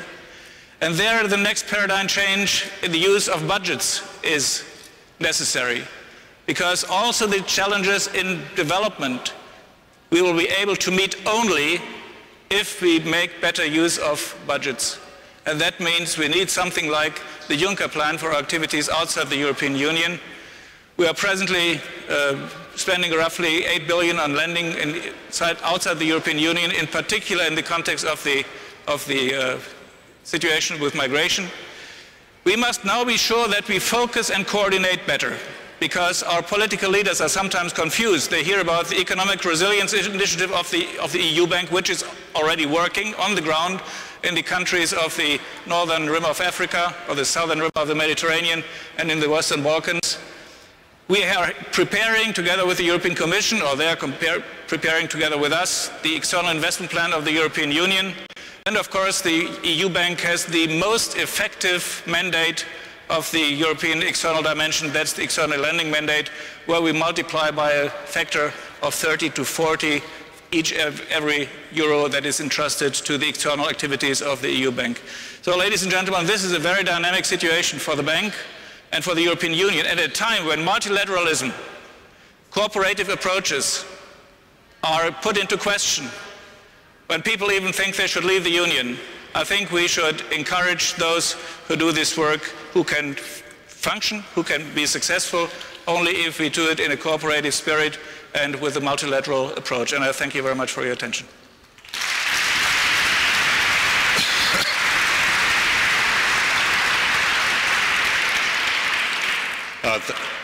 Thank you, Herr Hoyer, for this very forceful presentation. I've known Mr. Hoyer since he was a key foreign policy maker, both in Bonn and Berlin, and I'm glad to learn that he's also a very forceful president of a multilateral lending institution. You have given us a lot of numbers, and the investment gap, as you say, is 700 billion per year. You basically described the Juncker plan as the success story, which already has met a lot of its objectives and goals. If you look a little bit back, I'm sure not every member state was happy when Mr. Juncker laid out his proposal at the time. And what were the objections by the states? The objection was, are we going to do more of the same? And it was necessary to convince the political leaders that this is a different approach. The easiest solution at that time would have been to do what we had done 4 years before, and that is go for a capital increase of the bank. That would have expanded our lending volume as well. But other than at the time of the capital increase 3 years ago, as I outlined before, capital shortage was not the problem. The problem was addressing good projects with people who are ready to overcome their risk aversion. And at the same time, make sure that the regulatory barriers are disappearing as well. So I always insist the Juncker plan consists of three parts. The European Fund for Strategic Investment, this, let's say, guarantee facility, but also the increase in advisory capacity, both technological and financial, we provide for our customers. And thirdly, the job that is particularly done by Mr. Timmermans in the Commission and in the member states themselves, remove artificial barriers to investment. These artificial barriers are abundantly available in the European Union, and we must dynamize the market also by being a little bit more flexible in this respect. And so at that, we managed at that time to overcome these concerns, and I believe most member states are now quite happy. They are so happy that they're sometimes criticizing us that they don't get enough of the cake, and that shows obviously there is a need for this program and a big appetite. And you are happy and convinced that the projects that are identified for you to contribute to are worthwhile? Are they strategic in nature?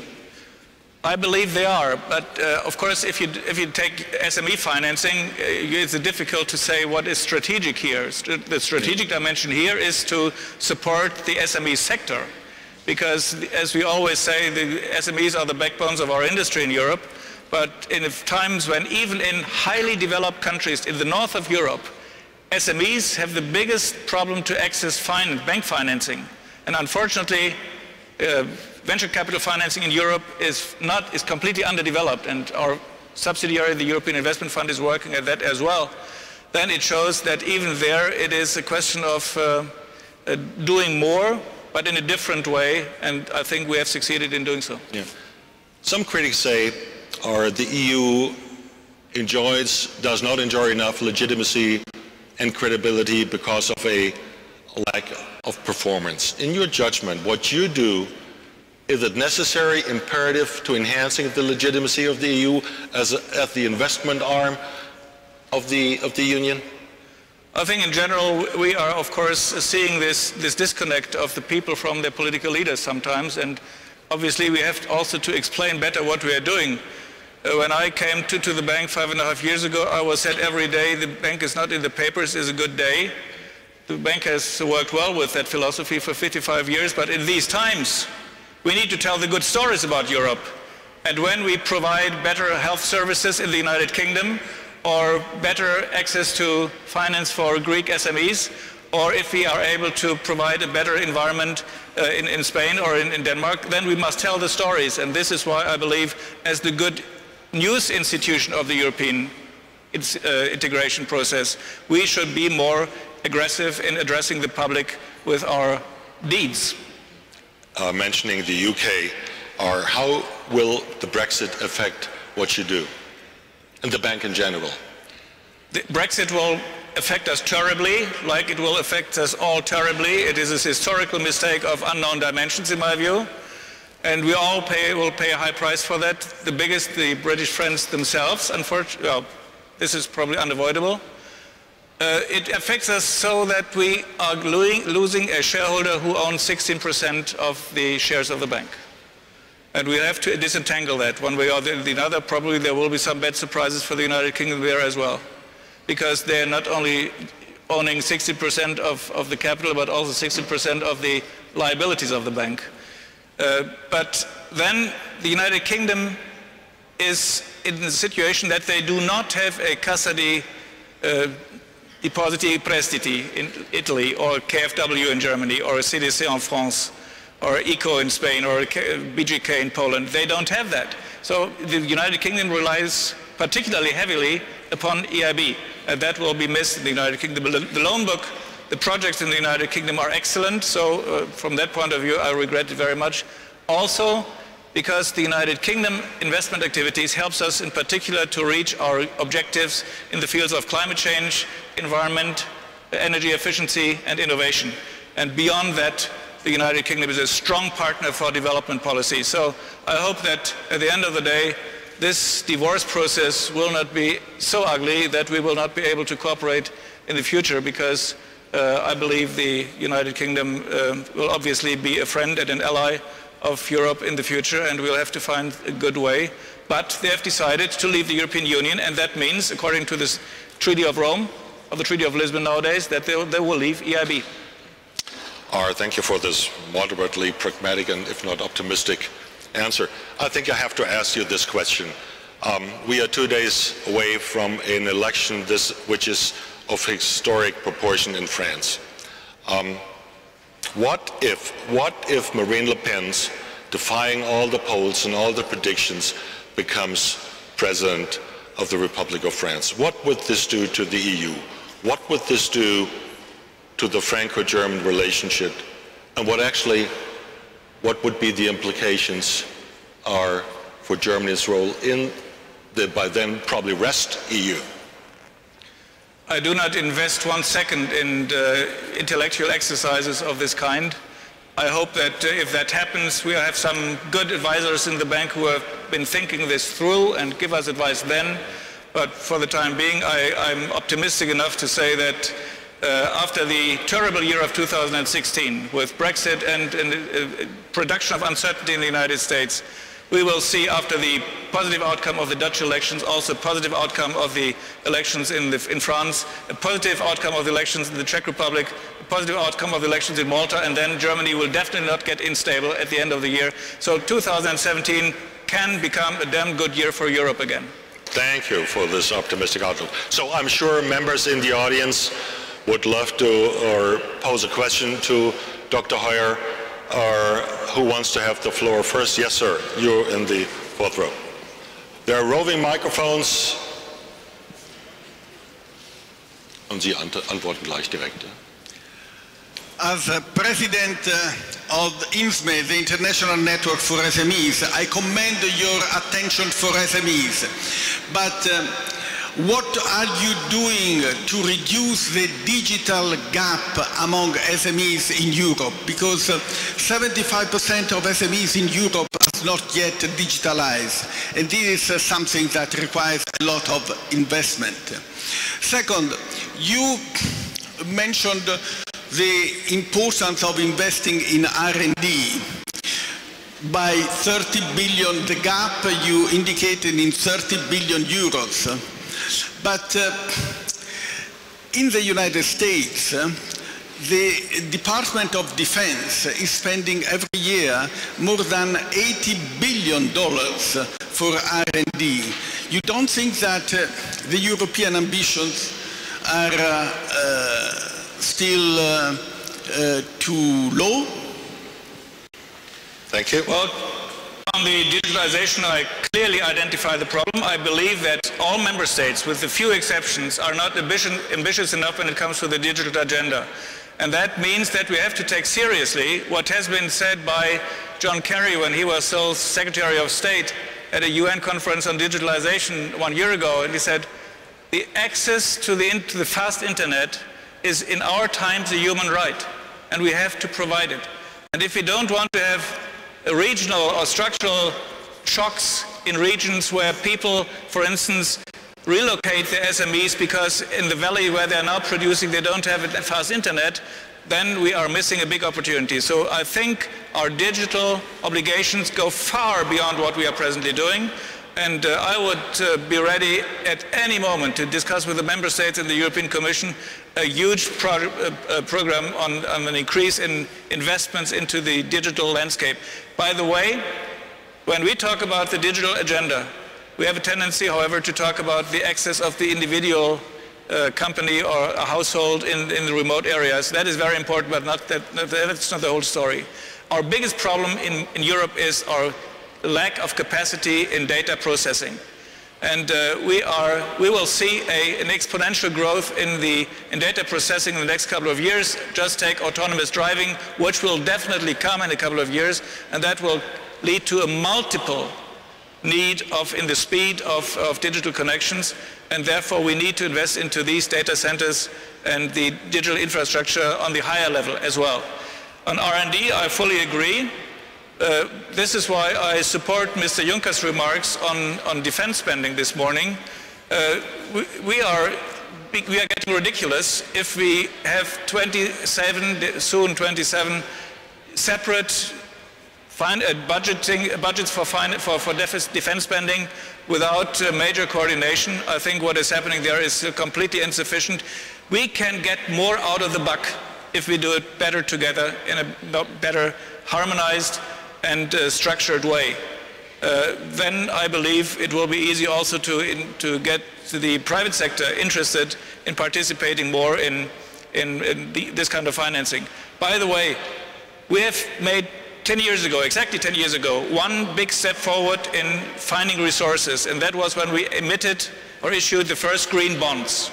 The green bond markets, where EIB was the avant-garde, is nowadays a huge international market. The Gates Foundation has set up and built up another empire, that is the financing of vaccines via bond issues. I believe intelligent bond issuances in many fields, from development to maybe in some areas even defense research or security research, can also be an issue that needs to be addressed. And I yesterday spoke at the International Capital Markets Association, and we have been discussing ideas in this direction. I think this has not been fully explored yet. Thank you.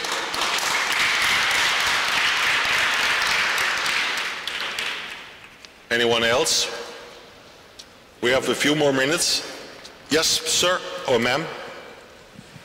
Thank you. My name is Alfano. I'm a journalist of Italian news agency ANSA. Thank you very much, Mr. Hoyer, for your remarkable speech. As you know better than me, and in Europe there are different points of view about new investments. To summarize, there are some European leaders, European countries that believe that new investments are very important for Europe, economic Europe, and other countries, other European leaders believe that a strong control on national budget is more important than new investment. Do you think that it will be possible to find a good compromise between these two different points of view? And one more thing, if I can, very quickly. You said that we need a new kind of confidence in Europe to have a new investment. Which kind of confidence you mean, and how can we build this new confidence? Thank you very much. Thank you. Thank you very much. Basically, your question is rather general, and this is why I give you a general answer. I think confidence will only be restored if we all believe in the sustainability of what we are doing. And that then includes both, in my view, much more aggressive and ambitious investment planning or investment activity. I don't talk about central planning, investment activity. At the same time, we need to consolidate our budgets. So the question is not, should we do more investments? Should we spend better, is the question. And I've seen election campaigns where all of a sudden the increase in consumption spending or all kinds of well-intended activities has gone up because you were giving election gifts before the elections. Let's invest in those areas where the investment over the next 5 to 10 years will pay itself off. Then we are on a good track. And for that, but I'm not a finance minister, I would be ready to go into public debt. But only then, if I go into investments which contribute to Europe's productivity and competitiveness. Because one thing is for sure, we have lost in the last 10 years considerably in productivity growth and therefore in competitiveness. And I think we are presently still sitting on an island where we have not realized that the water is rising. And if we don't act quickly, like with climate change, we will soon be underwater. And as far as competitiveness is concerned, Europe has lost and not caught up since the beginning of the financial crisis. We are back to growth levels or growth rates, but the return of growth rates is much slower than after any crisis we ever had in the European Union. So therefore, where do we need to spend more is the question, not whether we should spend more. I'm afraid we need to leave it where we are.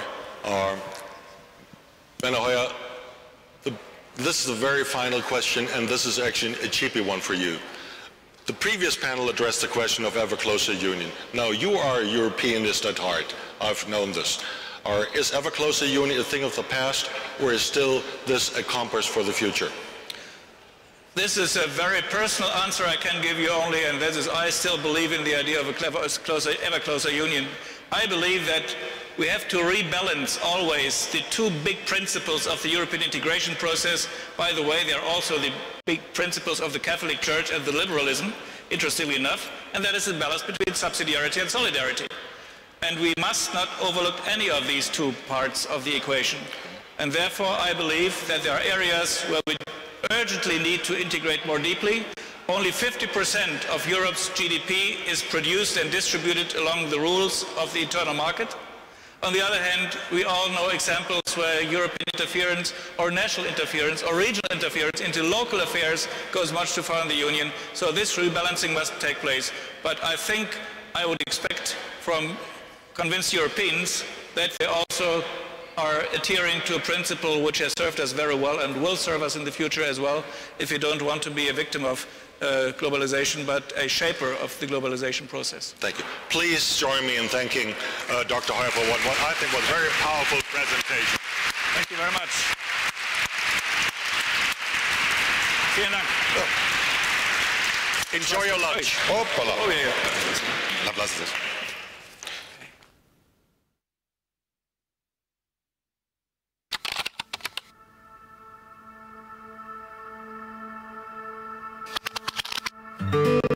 We're extremely honored to be here again in Palazzo Vecchio for the 6th edition in a row of the State of the Union to facilitate discussion among academics, policymakers, journalists and practitioners on issues of deep importance to our European Union. When I decided to go to the university, my father, who had 3 degrees, asked why a girl has this need to go to the university. Women are human beings, so equality between gender, intergender, is just a human principle. Women are at the center of everything, and advancing the cause of women can be a big contribution, as we have seen in the context of migration.